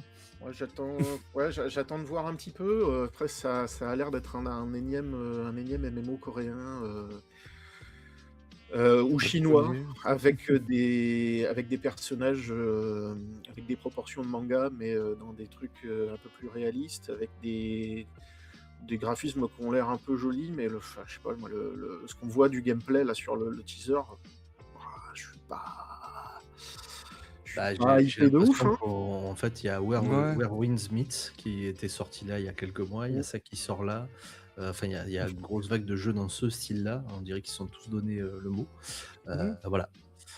Bon, à voir ce que Ouais. ça va donner, mais effectivement, c'était un énième Genshin Impact aussi. On nous dit dans le chat, 99 Nines aussi. Ouais, c'est Voilà, ça, du Ark Knight on Raider. retrouve encore, Ça- c'est du réchauffé quoi. Voilà. Voilà, donc C'est c'est ça. une À guerrière runique, donc elle fait du kung-fu viking, hein, manifestement. Bah, c'est ça, bah, évidemment. Il faudrait que je dise Voilà. une guerrière Bah, runique, je sais pas où est-ce qu'elle est runique. Quand mais tu bon, penses voilà. viking, tu penses Tu prends kung-fu en Kung Fu. salopette, Bah, évidemment. évidemment, Kung-fu en évidemment. Hein, jupette, voilà, bah c'est oui, ça. bien sûr. Hein. Donc là, enfin, quand tu dis, voilà, une guerre D'ailleurs, viking. le dernier God of War manquait tu sens que cruellement c'est de quand même jupette. le truc de marketeux, tu vois, qui fait, ah les gars, on fait une guerre viking qui fait du kung fu.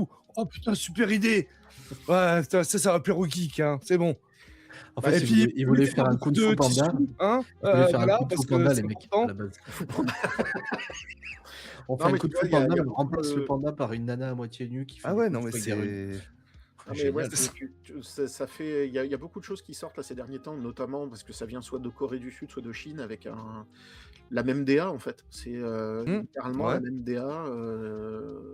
On va bien apprendre que c'est fait par une IA à la chaîne. À un moment donné. Je serais pas foncièrement Ouais. surpris non plus, mais bon. Non, après, il y a de très bons artistes et designers en Oui. Corée et en Chine, hein.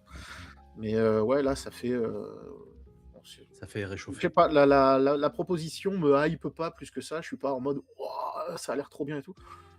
Ouais. Ouais, c'est.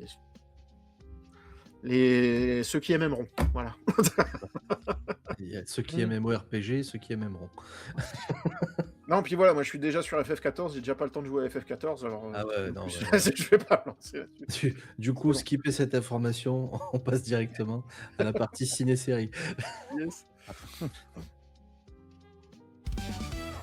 Et du coup, pour la partie ciné-série, on va directement dans les salles sombres du cinéma et on va parler de The Super Mario Galaxy. Ça fait peur quand t'as dit qui salle est, sombre. Non, ciné-série. La catégorie bondage, c'est après.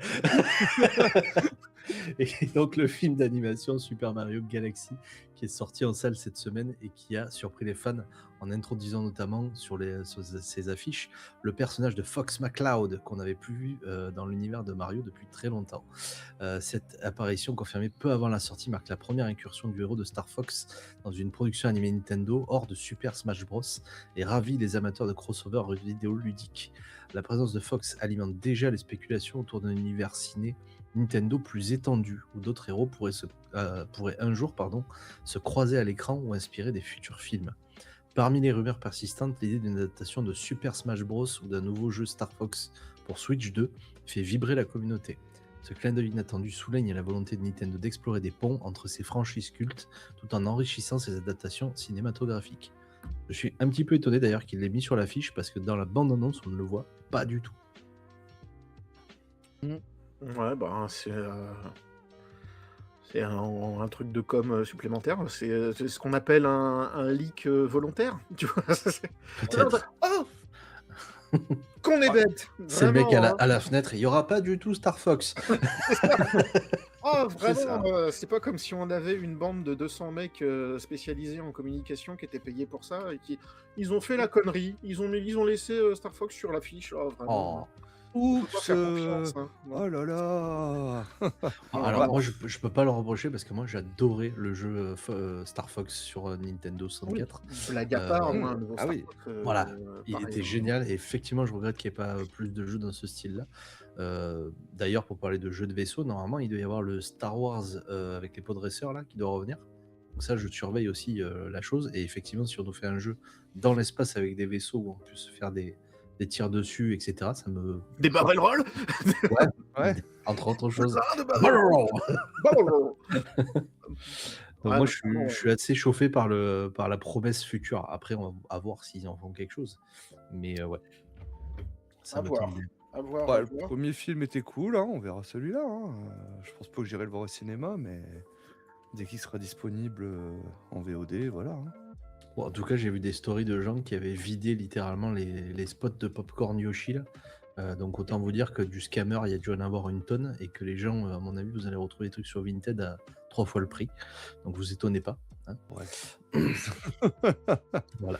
Oui, on va en avoir plein. Oui, Bah ça ouais, c'est sûr. bah oui, Ça, voilà. alors donc il y avait le Yoshi, il y avait l'étoile apparemment qu'on pouvait avoir comme ça aussi. L'œuf, je crois, si je dis pas de bêtises, ou alors il était avec Yoshi. Enfin voilà. Attendez-vous à ce que les scammers revendent ça d'ici 1 ou 2 mois à des prix exorbitants. On peut plus rien avoir de beau, c'est fou, hein.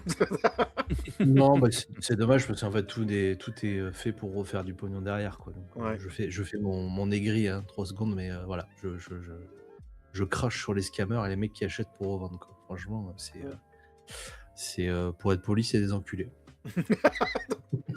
Heureusement que t'es Voilà. poli, hein, parce que sinon, qu'est-ce que ça Non, aurait mais été? je voulais être poli, j'ai pas réussi. Parce que Voilà. ta Ah caractère ouais, non, mais homophobe ne c'est ça, hein, je veux dire, là, c'est- Pardon, excusez-moi si là ça a choqué quelqu'un, mais voilà. Honnêtement, c'est pas des gens très sympathiques. Ouais, On non, mais enchaîne d'accord, ouais. et on ils va sont, chez ils sont très Crunchyroll très maintenant. méchants. C'est des vilains garçons. Ouais.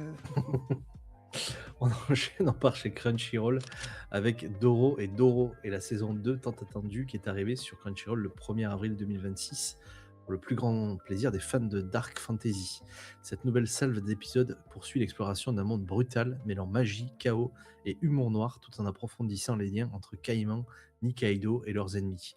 Fidèle à l'ambiance unique de la série, elle offre des combats intenses, des révélations surprenantes et des personnages toujours aussi mémorables. Après une première saison saluée pour son style visuel et son univers atypique, cette suite confirme l'identité singulière de Doro et Doro dans l'animation. Une sortie incontournable pour les amateurs d'animés audacieux et décalés. Et si, comme moi, vous l'avez acheté dès le premier jour, le manga, sachez que c'est hyper, collé au manga et qu'il n'y a pas forcément trop d'écart ou d'adaptation ou de liberté prise. Vraiment, il colle à 100% au manga et on retrouve tout l'état d'esprit dark fantasy trashouille du manga et le côté humour aussi, beaucoup, parce que Caïman a énormément d'humour. Un peu trash, mais énormément d'humour. Ocean en avait parlé, Ah, t'avais bah ouais, été c'est ça. planté. Mais moi, du coup, j'ai une question. En fait, du coup, l'animé, c'est caïman pareil que le manga, c'est ça que tu disais? C'est ça, exactement. Elle est belle. On sent qu'on a 3 semaines de pause après. On envoie toutes les Voilà, blagues. c'est tout pour moi, merci. Ouais, non, mais Je c'est vrai sentais que... faiblard sur la partie TCG, tu reviens sur la partie. Ah bah c'est bon, tu vois, là, voilà, TCG, du jeu vidéo, voilà, ah là c'est bon, là j'en reviens. Donc, ouais, non, mais c'est vrai qu'on en a parlé. Je sais que, ouais, elle est sur.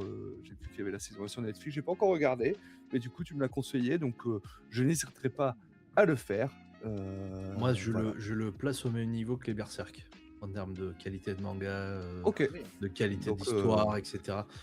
Ça fait partie de ces mangas de dark fantasy que je mets à ce niveau-là, honnêtement, sans sourciller. Ok, ça marche. Pour moi, hein. Ouais, non, mais voilà. Prendra qui veut. Je te ferai mon retour ouais. quand je l'aurai regardé. Là, je suis en vacances, j'aurai peut-être le temps. Écoute, ne te gêne pas pour nous, tu peux y aller. De toute façon, il y a 3 semaines où on Ok, s'ouvrira j'y pas. vais. Mais en vrai, même pour vous dans le chat ou sur YouTube ou sur Twitch, honnêtement, allez le voir parce que après, c'est pas pour tout âge, hein. je nuance un peu mon propos là, c'est Oui, pas j'ai pour cru tout le voir monde, que hein. c'était quand Voilà, même, ouais, c'est Ouais, oui, trash, c'est ça a très, l'air très un peu assez trash. dark, ouais, trashouille. c'est Ouais. trash. Et c'est, parce qu'on nous en parle dans le chat, c'est spécial comme univers. Faut se poser, faut suivre. Il y a beaucoup de violence et beaucoup de scènes, rapides et cetera. Mmh. Donc, Ouais, vraiment, j'espère faut que prendre un moment où tu peux pas te l'écouter en fond d'oreille et essayer de comprendre l'histoire. Il y a tout un lore un peu spécifique derrière. Voilà, c'est quelque chose pour lequel il faut se poser une petite heure par épisode ou pour en regarder deux trois, voilà. faudra que je vois alors, hein, parce que j'avoue que si on prend l'exemple, par exemple, de Invincible, au bout d'un moment, j'en avais marre, hein, c'était trop, tu vois? Voilà. Pour Voilà, moi, à un hein, moment, en fait, ça raconte plus rien au bout d'un moment, Non, c'est bah, alors ça, je suis parce que assez d'accord avec toi parce que moi je me suis voilà. arrêté à l'épisode 1. Ouais, voilà, Voilà. mais Il est sûrement non, très mais bien, hein, voilà. mais je Mmh. pense que j'ai trop bouffé de Marvel et de DC Comics dans ma vie pour regarder un énième film de super-héros qui va pas raconter grand-chose au final. Bon, voilà. C'est ça. J'ai un peu Ça du mal. C'est peut-être comme pour, puisqu'on pourra en parler, puisque je vois qu'il est dans le chat pour Expédition 33, où je me fais peut-être un a priori, sans l'avoir forcément consommé jusqu'au bout.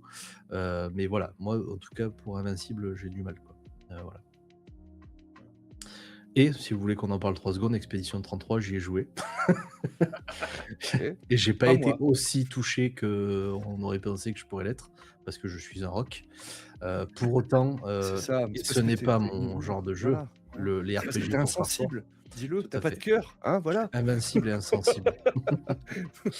Mais du coup, j'y ai joué, le jeu est cool, c'est pas mon genre de combat, les tour par tour RPG, pour autant, j'aime bien le système de défense et de contre, Mmh. auquel j'ai du mal à m'habituer, mais ça va venir, hein, pas de souci pour ça. Voilà, en tout cas, j'aurais un avis un peu moins négatif et un peu plus nuancé que ce que j'ai pu avoir jusqu'à maintenant. Le jeu est pas si mal. Voilà, je dirais pas qu'il est bien ou qu'il est extrêmement bien. On verra, je vais y jouer, un peu plus que ça pour donner un vrai avis, mais il est pas si mal. Voilà. Vous n'y avez pas joué donc All À non et Expédition vous l'aurez? 33, ah si, si, moi je l'ai déboîté, OK. et alors moi pour le coup, déjà, RPG, tour par tour, c'est plutôt ma came, et surtout j'aime beaucoup ce système, qui m'a fait penser en fait, j'adorais déjà ce système dans les RPG, Mario. Mmh. Parce que clairement, la première fois que j'ai touché ce genre de système, c'était dans les RPG autour de Mario et cetera.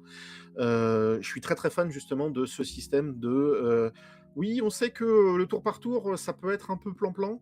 Du coup, en fait, tu peux esquiver, tu peux carrément pas réciter suffisamment bien timé, et en plus, au fur et à mesure, tu vas voir que, plus tu pars, plus ça devient un porte-nawak en termes de contre, et tu peux, vraiment, partir, très loin. Donc moi j'ai beaucoup, beaucoup kiffé ça, surtout qu'au bout d'un moment, justement, le jeu, a des propositions ludiques par rapport à ça. C'est-à-dire que, en termes de boss, en termes de mécanique avec des boss cachés et cetera, il y a des trucs dont à un moment donné, tu ne peux pas faire l'économie de ce système. Donc tu vas être obligé justement d'y jouer, d'apprendre et cetera. Heu, Ce qui est assez drôle, c'est que j'ai fini par y jouer plus à l'oreille qu'au visuel. Bah, si j'ai Parce compris, que pour les contres, effectivement, et les défenses, il faut jouer à l'oreille, parce que moi, je c'est voyais le visuel arriver, j'appuyais sur mon bouton et le mec ne C'est décalait beaucoup jamais. plus c'est ça, et en fait, si tu abordes le truc comme un jeu de rythme et que en fait, tu vas très vite te rendre compte qu'il y a des indices sonores beaucoup plus parlants que les indices visuels en termes d'arrivée de l'attaque, et en fait, quand tu joues à l'oreille, ça devient tout de suite beaucoup plus facile. Enfin, my take, hein, c'est pas c'est vraiment perso. Donc ouais, je suis, assez fan, en fait, le truc, c'est que je suis très, très fan aussi de tout le système autour d'amélioration, d'optimisation et cetera avec les Lumina et autres. Juste, ça mériterait un tout petit poil d'amélioration en termes d'ergonomie parce que très vite, en fait, on se perd dans les menus, heu et on y passe beaucoup de temps quand on veut optimiser ça correctement. Mais par contre, une fois que tu l'as optimisé correctement, quand tu vois le résultat des combos, des trucs que tu as équipés et que tu es là en mode il y a une il y a un il y a en fait, il y a vraiment un plaisir, il y a une satisfaction de voir, les trucs se faire, et à côté de ça, moi, l'histoire, je suis extrêmement client parce que, déjà, au départ, il y a quand même un truc qui est assez intriguant et quand tu comprends, vraiment les tenants et les aboutissants de l'univers dans lequel tu es, quand ces secrets se dévoilent et quand tu vois les twists, les twists finaux au fur et à mesure qui arrivent et cetera. Ouais, ouais, ouais. Moi, la proposition narrative m'a complètement emporté et vraiment ce scénario, je l'ai kiffé comme j'avais pas kiffé une histoire de jeu vidéo depuis longtemps. Et ouais, sur la fin, j'avais du mal à lâcher la manette et j'en voulais plus, tu vois? Donc ouais, ouais, très, très, très fan, mais c'est vrai que, l'univers, la proposition, la DA et cetera, sont des trucs qui, au départ, si j'avais pas eu la curiosité quand même de me mettre dedans, je suis pas sûr que c'est un jeu qui m'aurait enfin, que j'aurais testé à la base, tu vois? Il a fallu qu'on me dise: «Non, mais tu vas voir, c'est bien», il y a avec des potes et cetera qui m'ont dit: «Ah non, mais tu vas voir, c'est cool» et cetera. J'ai dit: «Bon, allez, finalement, je vais mettre un doigt dedans» et wouah et en fait, ça m'a fait l'effet Dark Souls. C'est, enfin, plutôt Demon's Souls. C'est-à-dire que, Demon's Souls, quand il y a des années de ça, quand c'est sorti, je m'y étais pas intéressé plus que ça. La DA, sombre, très grise, très machin, m'avait pas, emporté plus que ça et j'aurais pu passer à côté et on me l'a offert, parce que, j'ai une sœur qui était tombée dedans et qui était fan et elle m'a dit: «Oh si, si, tu vas voir, ça va être cool, ça va te plaire» et cetera et j'ai dit: «Bon allez, voilà, c'est un cadeau, bien sûr, je vais quand même mettre la main dedans et je vais voir» et wouah! C'est, voilà et je me suis fait tous les Dark Souls, Bloodborne, Absorbé. trucs et voilà. Donc ouais, mais ouais, c'est clair que la DA avec, le gros truc un peu, ça, je me dis: «Bon, qu'est-ce que c'est que cette DA un peu, sortie, étudiant des beaux-arts, machin», et puis en fait, ouais, quand on se plonge dedans, tout a un sens, tout a une cohérence et en fait, il y a un intérêt et c'est cool. Pour en terminer avec ce sujet, parce que c'était pas un des sujets normalement de Fini-Série, le sujet n'a pas été sponsorisé par le studio montpelliérain. C'est pas parce que Grégoire en parle bien que c'est sponsorisé. Par contre, moi, le jeu pour y jouer, j'ai été sponsorisé par World of Awakening qui est dans le chat, qui me l'a payé pour que je l'essaye, parce qu'il m'a dit arrête de dire que tu l'aimes pas, ou etc. Joue et tu pourras dire que tu aimes ou tu aimes pas. Voilà. Donc, c'était pour en terminer avec ce sujet-là.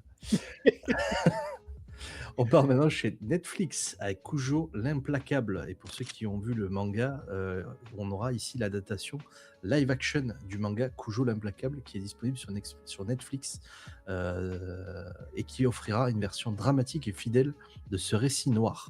La série plonge les spectateurs dans l'univers sombre et implacable de Kujo, un protagoniste complexe tiraillé entre violence et rédemption. Fidèle à l'ambiance du manga original, la série mêle suspense, action et psychologie des personnages. Avec une réalisation soignée et un casting engagé, ce drama est déjà salué par les fans pour sa capacité à retranscrire l'intensité du manga d'origine, sorti en 2020.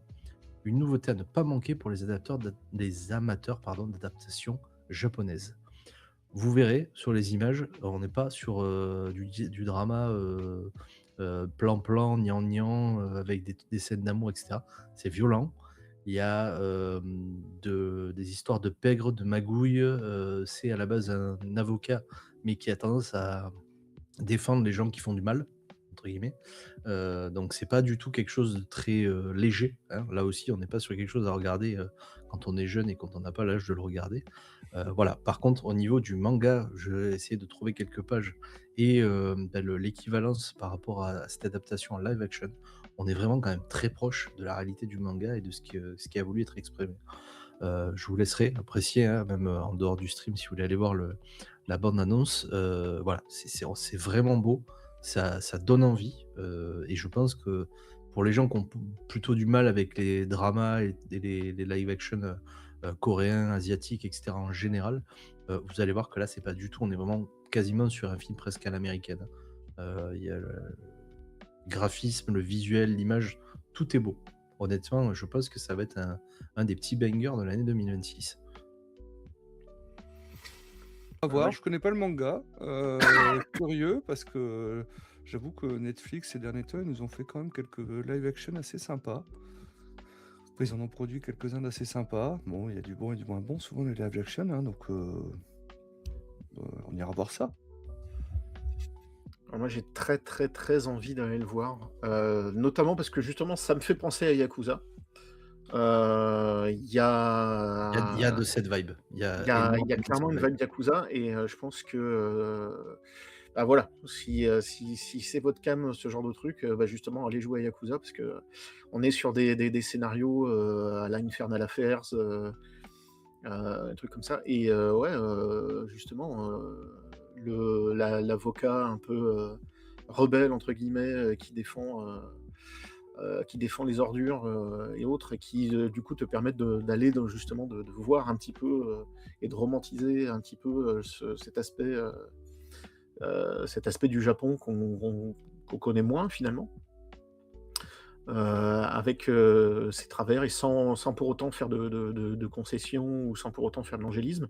Mais, ouais, c'est intéressant, ça a l'air cool, ça a l'air très, très, très cool et je pense que je vais être très, très fan. En tout cas, moi, ça me plaît. Mmh. Je me garantis que je vais au moins regarder les premiers épisodes et voir si ça m'accroche pour la suite parce que vraiment, moi, le visuel me plaît. J'ai malheureusement pas pu lire le manga dans son intégralité, mais si la série me plaît, je serais assez curieux d'en lire un ou deux en tout cas. Et Messieurs, du coup, tu avais joué à Judgment, toi? non, pas du tout. Bon, bah, Non, si ça moi, je les ai beaucoup regardés en fait tous les jeux en live sur Twitch et tout, sur des gens qui l'ont joué, mais mmh, je n'ai pas joué malheureusement.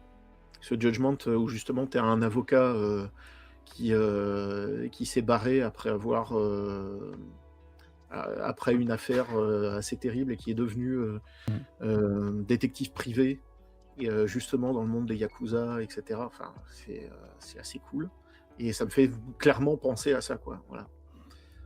Ça me fait clairement penser à ce genre de vibe et je pense que si tu as aimé, ça devrait te faire kiffer aussi. Eh ben, à tester.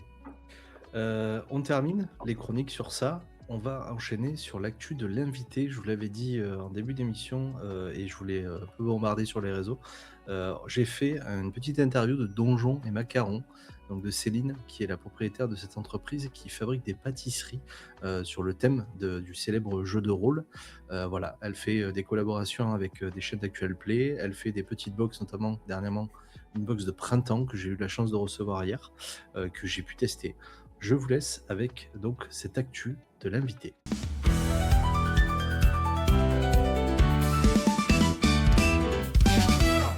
Aujourd'hui, j'accueille Cécile, la créatrice de Donjons et Macarons, créatrice assez originale qui mélange deux univers qu'on ne voit pas forcément ensemble, la pâtisserie et la culture de jeu de rôle. Bonjour Cécile. Bonjour Guillaume. Alors Cécile, avec Donjons et Macarons, l'idée c'est de transformer l'imaginaire de la fantaisie et du jeu en gourmandise. Sur ton site, on retrouve par exemple des biscuits, des chocolats ou encore des créations inspirées des fameux dés utilisés dans les jeux de rôle, le tout réalisé de manière artisanale. Tout est fait à la main, de A à Z, les recettes, tout. Ok. Alors bah écoute, on va commencer cette interview par la première petite question. On va parler des origines du projet. Est-ce que tu peux nous dire pour toi comment est née l'idée de créer Donjons et Macarons et surtout de mélanger la pâtisserie artisanale avec l'univers des jeux de rôle? Mmh. Bah, à la base, ça remonte un petit peu à plus loin puisque du coup, j'étais déjà pâtissière, mais plus en pâtisserie, classique, on va dire. Donc, depuis 2017, je suis pâtissière puisque c'est une reconversion professionnelle. Avant, j'étais dans une ancienne vie, technicienne de laboratoire.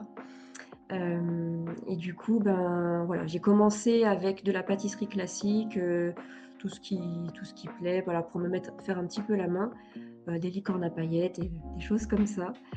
Et en fait, c'est au fur et à mesure où, la fantaisie, tout ce côté-là a commencé à prendre de plus en plus d'ampleur et voilà, il y a 5-6 ans, j'ai vraiment, on va dire avec le covid aussi, je me suis un peu plus posée et voilà, j'ai commencé à me renseigner un peu plus sur ça et je me suis dit: «Mais c'est absolument génial, de de faire des pâtisseries sur ce thème-là» et en me renseignant un petit peu, j'ai vu qu'il y avait absolument rien de concret, on va dire, où je connaissais pas de pâtissière ou de pâtissier qui faisait ça.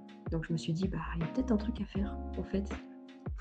Et donc tu étais technicienne de laboratoire, c'est ça, initialement?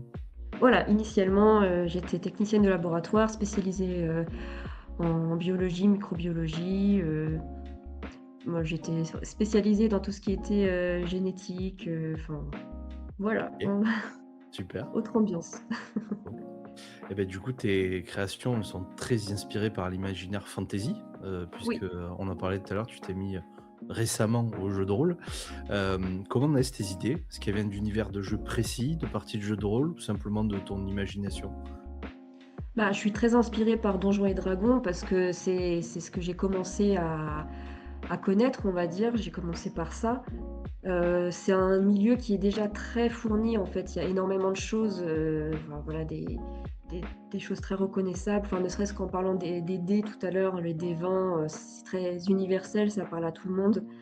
Les monstres, les mimiques, les choses comme ça. Donc, en fait, avec peu de choses, on arrive déjà à créer un univers et à créer des choses. Enfin, voilà, je pensais pas qu'un sablier en forme de mimique, ça allait faire un tel engouement, quoi, parce que bon, bah, en soi, moi, je créais juste, l'emporte-pièce et puis, enfin juste et après, je faisais la réalisation, quoi.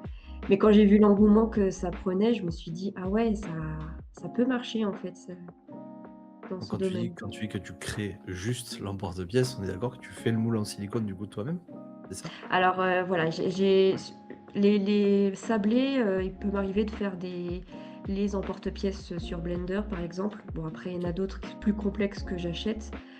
Heu et après, oui, les D20, c'est des moules en silicone alimentaire que je fais moi-même parce qu'on peut trouver énormément de moules, mais pas certifiés alimentaires. Il est hors de question que je fasse mes dés en chocolat dedans et donc bah, je me suis dit: «Bah, c'est pas grave, si j'en trouve pas, je vais les faire moi-même». Donc j'ai passé au moins 6 mois à confectionner, des moules pour que, à la fin, le rendu soit nickel, quoi. Oui, 6 mois quand même pour faire des moules, OK, c'est impressionnant, ouais. En Parce termes que de design, je partais de 0, même de -1, donc voilà, il y a eu beaucoup de ratés, j'ai regardé énormément de vidéos, bah, en fait, des gens qui font leurs propres moules. mmh Moi, j'ai fait ça en version, silicone alimentaire, quoi. OK. Donc c'était un peu laborieux au début, mais je les ai, je suis très contente, il faut dire que c'est de la création unique, voilà. Effectivement, on confirme bien le fait que c'est artisanal, mais de bout en bout du coup, hein. Ah, j'ai donné de ma personne, hein, vraiment, Eh beh, ça tombe bien, je suis assez content parce que moi j'ai commandé, la box de printemps et la box à tour de rôle du coup pour découvrir tes produits. Comment tu imagines ces contenus de ces box? Est-ce que tu pars d'un thème, d'une saison, d'un univers particulier? Ou est-ce que c'est un assemblage de choses que tu as déjà faites et que tu mets, dans la boîte? Comment ça se passe?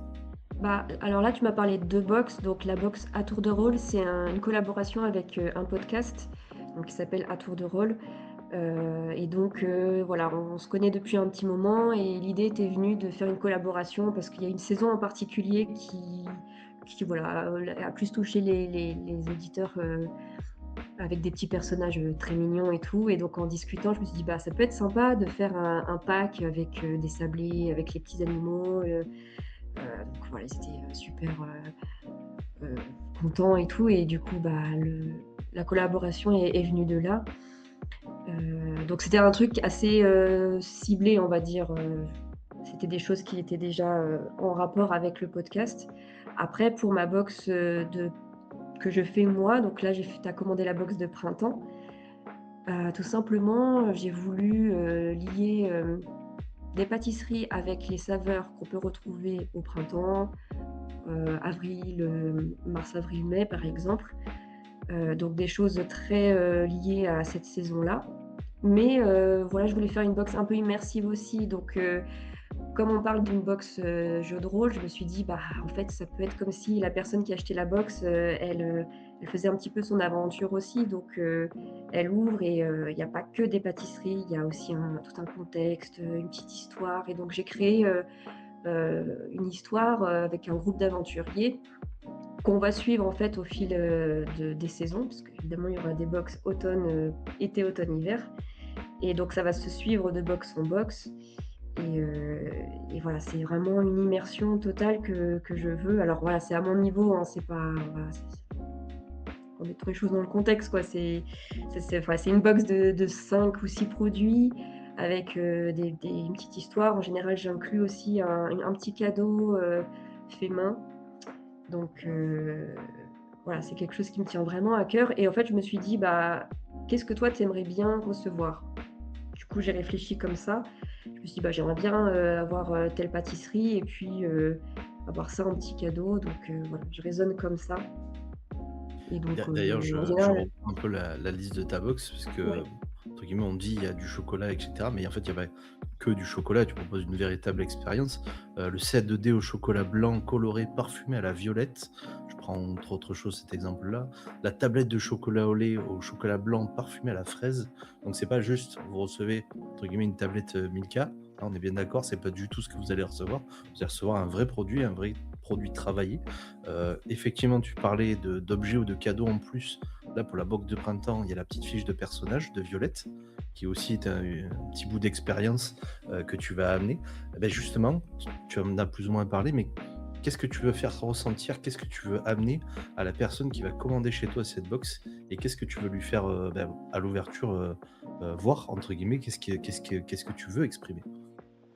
bah, en fait, j'ai envie que la personne se dise, voilà, j'ai pas juste reçu, une box de pâtisserie, je veux qu'en entre guillemets, elle s'en souvienne quoi, que ce soit un tout, qu'elle participe aussi, à la dégustation, qu'elle se souvienne de ça quoi. Parce que du coup, elle va être impliquée en lisant une première lettre avant la dégustation, qui va mettre un petit peu, l'eau à la bouche, on va dire, le contexte. Elle va manger ce qui est le contenu de la box et à la fin, il y a une autre enveloppe avec, heu, ce qui s'est passé, enfin d'autres petites choses quoi. Donc voilà, même après la dégustation, elle comme une fin de quête, la personne va découvrir d'autres choses et en fait, je trouve que, bah, j'aime bien ce principe-là quoi, de me dire que oui, il y a de la pâtisserie parce que je suis pâtissière, mais bah, il y a toute une expérience à côté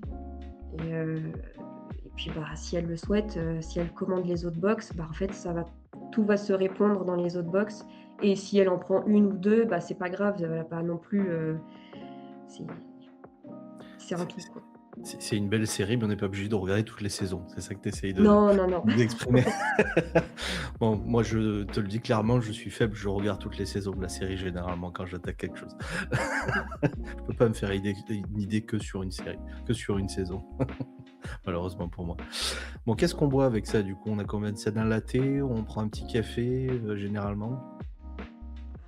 Moi, je suis plutôt team café, mais un bon chocolat chaud, ça marche aussi. Un Au petit chocolat chaud, avec des marshmallows dedans? pourquoi pas? Pourquoi pas? C'est encore plus de gourmandise, Il est déjà l'heure de terminer cette interview. Une dernière question pour toi. Quelles sont les prochaines quêtes pour Donjons et Macarons? Est-ce que tu as de nouvelles créations, des collaborations, des projets pour développer ton univers? Est-ce que tu as quelque chose à teaser, peut-être une présence sur des futurs événements, des salons? bah, alors comme je disais, effectivement, il y aura d'autres box qui vont venir, dans l'année, donc au total, il y en aura 4, mais il y en aura d'autres. C'est-à-dire que voilà, je prévois également une box dans la période, d'Halloween, par exemple, pour faire, quelque chose un peu plus, voilà, sur le thème, Cthulhu et compagnie. Heu, j'ai très hâte d'ailleurs de la faire et ensuite, alors le week-end du 16 mai, je serai en convention. Alors il y a une convention sur Orléans, heu, donc c'est, une convention d'une association de jeux de rôle qui sur 2 jours et donc j'expose les 2 jours, mes créations et donc vous retrouver absolument tout ce que je fais, les cookies, les sablés, les chocolats. Donc ça s'appelle les Joutes oniriques orléanaises.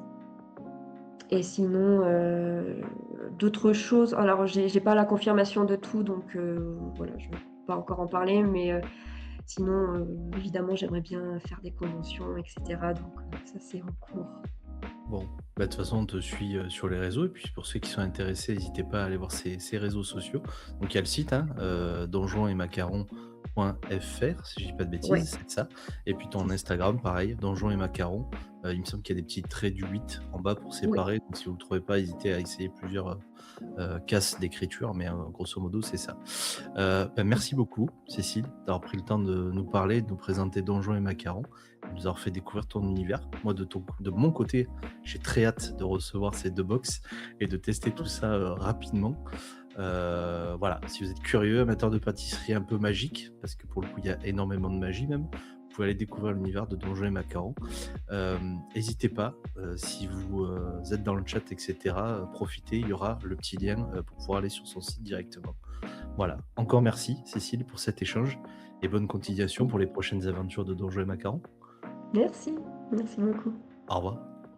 Et je les ai reçus, ces box. Alors, je vous les montre pas dans leur intégralité, mais je vais vous montrer quelques petites Il en a choses que déjà j'ai mangé. reçues. On J'ai a faim, là. déjà Voilà, beaucoup donc tapé il peut pas dedans, vous ouais. montrer en intégralité parce que c'est déjà ça dans son estomac. Même dans ce que je vais vous montrer, il y a des choses qui ont déjà été attaquées. Donc, on va commencer par le petit set de D20 en chocolat, alors qu'ils sont à la violette. Moi, personnellement, je suis pas très fan de la violette, donc je vous avouerai que c'est très bon, pas de problème pour ça. Chocolat blanc à la violette. On voit. Voilà, Ouais, mais ouais. voilà, j'en ai déjà tapé 2 ou 3, mea culpa, c'est ma faute, j'ai vraiment commencé à taper dedans. Il y a des cookies, mais qui sont absolument énormes. Je sais pas si on va pouvoir voir l'épaisseur du C'est vrai cookie. que c'est- Ils sont Sans mascotte, mouse hein. de fou. Ah ouais. D'ailleurs, un petit conseil dedans, quand vous recevez la box, il y a un petit conseil de dégustation, c'est de les repasser au four une petite minute avant pour que le cœur à l'intérieur soit coulant. Et effectivement, quand vous le prenez, clac, ça vient, ça tire, c'est coulant. C'est Excusez-moi, je- relativement bon. Oui, pardon, excuse-nous. Prends ça. C'est vrai. Et dans la box, la première box, donc pas la box de printemps, celle qui a été faite en collaboration, vous avez un énorme D20 en chocolat, voilà, avec des petites variations de couleurs dessus et tout, qui est très très bien réalisé. Comme elle disait, c'est elle qui fait ses propres moules. Donc voilà, c'est du fait maison, il n'y a pas de choses qui sortent d'usine, ou c'est pas du rebrand de choses qu'elle a achetées, hein. C'est vraiment des choses qu'elle fabrique elle-même. Voilà. En tout cas, bravo à elle et longue vie à Donjons et Macarons. Éventuellement, si elle est invitée à Octogone, comme nous dit World's Awakening, si elle est invitée, je pense qu'elle viendra avec plaisir. Mais à mon avis, venant d'Orléans, elle ne pourra pas venir par ses propres moyens, malheureusement, pour des raisons sûrement financières. Pourtant, si elle arrive à vendre à Octogone et qu'elle peut être invitée, je pense qu'elle viendra. Voilà. En tout cas, on a son contact maintenant et on espère que on pourra faire des belles choses ensemble, voire peut-être nous aussi un jour, en tant que chaîne d'Actual Play ou en tant que joueur ou maître du jeu, avoir aussi notre petite box Donjons et Macarons à notre nom, ça serait cool. On y croit. Ça, j'avoue. Ouais, c'est ça. La box box du de MJ l'homme. errant, moi, ça me hype, hein. Si on peut recevoir en moins la box pour la manger. Je me demandais si elle fait des petits personnages, si elle fait des PNJ All Shad. Ah, bah, écoute, en tout cas, il y a des sablés, il y a de tout. Franchement, il y a des trucs super. Voilà. Après, tout est travaillé. Il n'y a pas des choses vraiment bateaux, entre guillemets, qu'on pourrait trouver dans un paquet de gâteaux. Voilà, il y a vraiment un vrai travail. Visuellement, c'est joli. Gustativement, c'est bon. Voilà. Je vous laisse découvrir et commander chez elle. Et longue vie, encore une fois, à Donjons et Macarons. Carrément. On est sur une fin d'émission, messieurs. Merci beaucoup à vous deux. Je vais, ou du moins, on va commencer par Olshad. Est-ce que tu as des actus dans les choses qui vont arriver? Alors, en ce moment sur ma chaîne, hein, vous pouvez voir la rediff qui est en train de sortir de Cyberpunk, où justement tu vas participer hein, avec Lima et Tout à fait. Beria, donc du cercle. Voilà, sinon il y a une vidéo que j'ai tournée juste avant cette émission. Elle n'est pas encore montée sur jouer le Play Toulouse, donc elle devrait sortir prochainement. J'ai écrit hier un script également sur comment être un MJ fan de ces personnages, des PJ. C'est quelque chose qu'on retrouve beaucoup dans les PBTA, hein, donc j'ai envie d'en parler, donc il y aura aussi une vidéo là-dessus. Sinon, c'est le samedi soir 21h, hein, le Talk Shad, hein, c'est tous les samedis soirs, donc c'est vraiment l'émission à ne pas manquer, hein, où on discute hein, de tout et de rien, voilà, pour un petit peu l'actualité hein, prochaine. Ok. En tout cas, si vous voulez aller le voir et en savoir plus sur la page de Olshad, vous avez son Linktree qui vient de popper dans le chat actuellement. Et quant à toi, Grégory? Depuis 2 semaines, pas forcément de grosses nouveautés. On a toujours MJ errant, donc je vais par Mons et par Vaux et sur Sur les chaînes des autres J'ai cru te voir pour dans les pour faire des photos, c'est parties ça? et soit animer, soit jouer, soit voilà. Donc bah, toujours sur la chaîne du copain Javras pour voir mes dernières parties en live. Sinon, Exuvia est toujours en téléchargement disponible sur la Scénariothèque, qui a refait d'ailleurs complètement son interface pour les 30 ans. Ok. Donc les 30 ans de la Scénariothèque, ils ont complètement refait le site à neuf et c'est tout joli. Et c'est responsive design maintenant, ce qui n'était jamais arrivé. Donc voilà, vous cherchez le MJ errant ou vous cherchez Exuviae sur la Scénariothèque, ou sinon peut-être que je peux te refiler le lien parce que le lien a changé. Je suis en train d'essayer de le chercher. Je t'avoue depuis tout à l'heure. Je vais le remettre dans le chat, sinon ce sera fait. Ouais, vas-y. J'ai le droit de En le remettre attendant, moi, direct. j'ai publié ton Instagram. Je me suis permis, comme ça, si on Ouais, veut ouais, te pas de retrouver, souci. c'est plus Venez, simple. venez discuter, voilà, ou si vous avez envie que je vienne faire de l'horreur, mais pas que, parce que je fais essentiellement de l'horreur depuis 6 ans maintenant en convention. Avant chez les Aliénés de Cthulhu, et puis maintenant que j'en suis parti, bah, je suis MJ errant, donc chez vous, si vous voulez. Mais je peux faire du Warhammer, je peux faire plein d'autres choses aussi. Et voilà, bah, n'hésitez pas à aller voir un petit peu Exuviae, à le télécharger, à le lire, à venir me dire si c'est nul ou si c'est bon. Je prends toutes les critiques et surtout je prends les playtests parce que encore une fois, ça fait partie de ces scénarios que je fais depuis maintenant un moment. C'est un catalogue que j'ai depuis un moment et que je propose quand moi je viens. Et donc je sais que moi je sais les faire tourner, mais j'ai décidé de les écrire pour les proposer et que vous puissiez les faire tourner vous aussi. Donc n'hésitez pas à les playtester, à me faire des retours de vos playtests pour que je puisse améliorer les prochains, puisqu'il y en a en tout une petite dizaine dans les cartons, qui tournent depuis maintenant 6 ans, et qui vont sortir au fur et à mesure, parce que je vais les rédiger les uns après les autres. Voilà. Ok, en tout cas, il y a une petite proposition qui vient de popper dans le chat qui est pas inintéressante de mon point de vue. On demande si tu viendras peut-être faire un one-shot, un de ces quatre, sur la chaîne du Cercle de l'Aube. Attends. Faire un one-shot sur le Ah, Cercle de l'Aube avec ça comme joie. c'est coupé juste au moment où tu lui demandes. Avec joie. C'était. Hop, c'est le mec, hop, il coupe la cam et. Quelle réactivité. Mais oui, un one-shot sur la chaîne du Cercle de l'Aube avec joie, quand vous voulez. Sur n'importe lequel du scénario, ou je peux même vous proposer des scénarios exprès faits pour. Parce que j'ai toujours un truc en tête et j'ai toujours des nouvelles choses à faire jouer, donc avec joie. Mais en attendant, voilà, vous pouvez toujours aller sur la chaîne du copain Javras, déjà aller voir le podcast de la mémoire arrangée parce que c'est trop cool. Et ensuite, ben, vous pouvez aller voir donc, la partie que j'ai masterisée qui s'appelle Ne meurent que ceux que l'on oublie, où c'est de l'appel de Cthulhu médiéval. Et sinon, le monastère de l'Avent Noir où j'étais en co-MJ avec le copain Richout. Exact, je vous pousse d'ailleurs le lien de la chaîne, enfin du site internet de javras.fr où vous allez pouvoir retrouver tous les podcasts effectivement à l'intérieur. Donc n'hésitez pas à aller voir sur le site et à vous intéresser à tout ça. Il y a Lina qui demande un avis sur Space Horror Story. C'est ce que j'allais dire, il y a une petite question. Ouais. Space Horror Story pour vous deux. Moi je l'ai testé, hein. Je l'ai testé avant qu'il sorte avec son auteur. Hein. La proposition de jeu est excellente. Hein. Je l'ai derrière. Alors, j'ai pas encore eu l'occasion de le tester, mais ça fait partie des prochaines choses que je veux tester parce que je veux proposer un maximum de choses au niveau de l'horreur aussi. Donc j'ai envie un peu d'étoffer mon éventail de systèmes et de propositions. Donc ça fait partie des choses qui me hype pas mal et j'en entends que du bien, donc à voir ce que ça donne. Mais ouais, il est probable que je le propose dans les mois qui viennent. Ah, il est bien cool, hein. Franchement, je te le conseille. Hein. J'avais joué avec le Gnome 6 et c'était bien sympa la proposition. On en profite, on a encore 1 minute 30. Je passe à la prochaine question. Je suis désolé, mais c'est parce qu'on est sur la fin de l'émission. Vas-y. Akibi qui demande ça marche bien le comme-jetage. Ça marche bien le comme-jetage. Alors, oui, moi, c'était pas ma première expérience parce que en 23-25 ans de jetage, je commence à avoir essayé plein de trucs différents. Là, ce qui était rigolo, c'est que j'étais en co-me-jeu, mais en me-jeu caché. C'est-à-dire que, en fait, je vais pas spoiler non plus, le système. C'était une proposition un petit peu spéciale. Mais en fait, vous allez voir que la tronche de Javras, enfin de Richoult, pendant un bon moment. Et en fait, je suis dans l'ombre et je suis derrière en train de faire des saloperies pour faire flipper les joueurs. Donc, et en fait, les joueurs ne savaient pas que j'étais là jusqu'à la toute fin. Finalement, tu es un petit peu en mode MJ masqué, qu'on salue. Oh Qu'on salue. Très, Moi, j'ai eu peur quand t'as euh, dit je suis dans l'ombre pour faire des saloperies. J'ai eu peur, mais bon, ça va, t'as précisé ensuite. qu'on salue et dont on salue la campagne Fevertown qui est en cours actuellement Oui. sur les internets.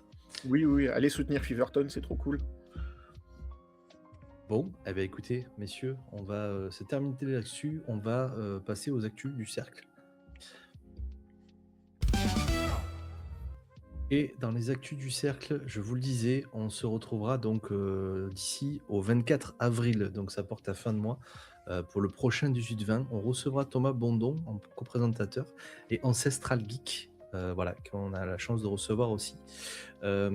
Accessoirement, demain, mais c'est encore à confirmer, on aura potentiellement une soirée Spaces Unknown, donc à voir si on la diffuse ou pas, qui sera jouée par les copains, parce que nous, on part voir un spectacle d'un humoriste connu dont je ne citerai pas le nom, mais dont vous reconnaîtrez le style, qui fait de l'humour sur le jeu de rôle.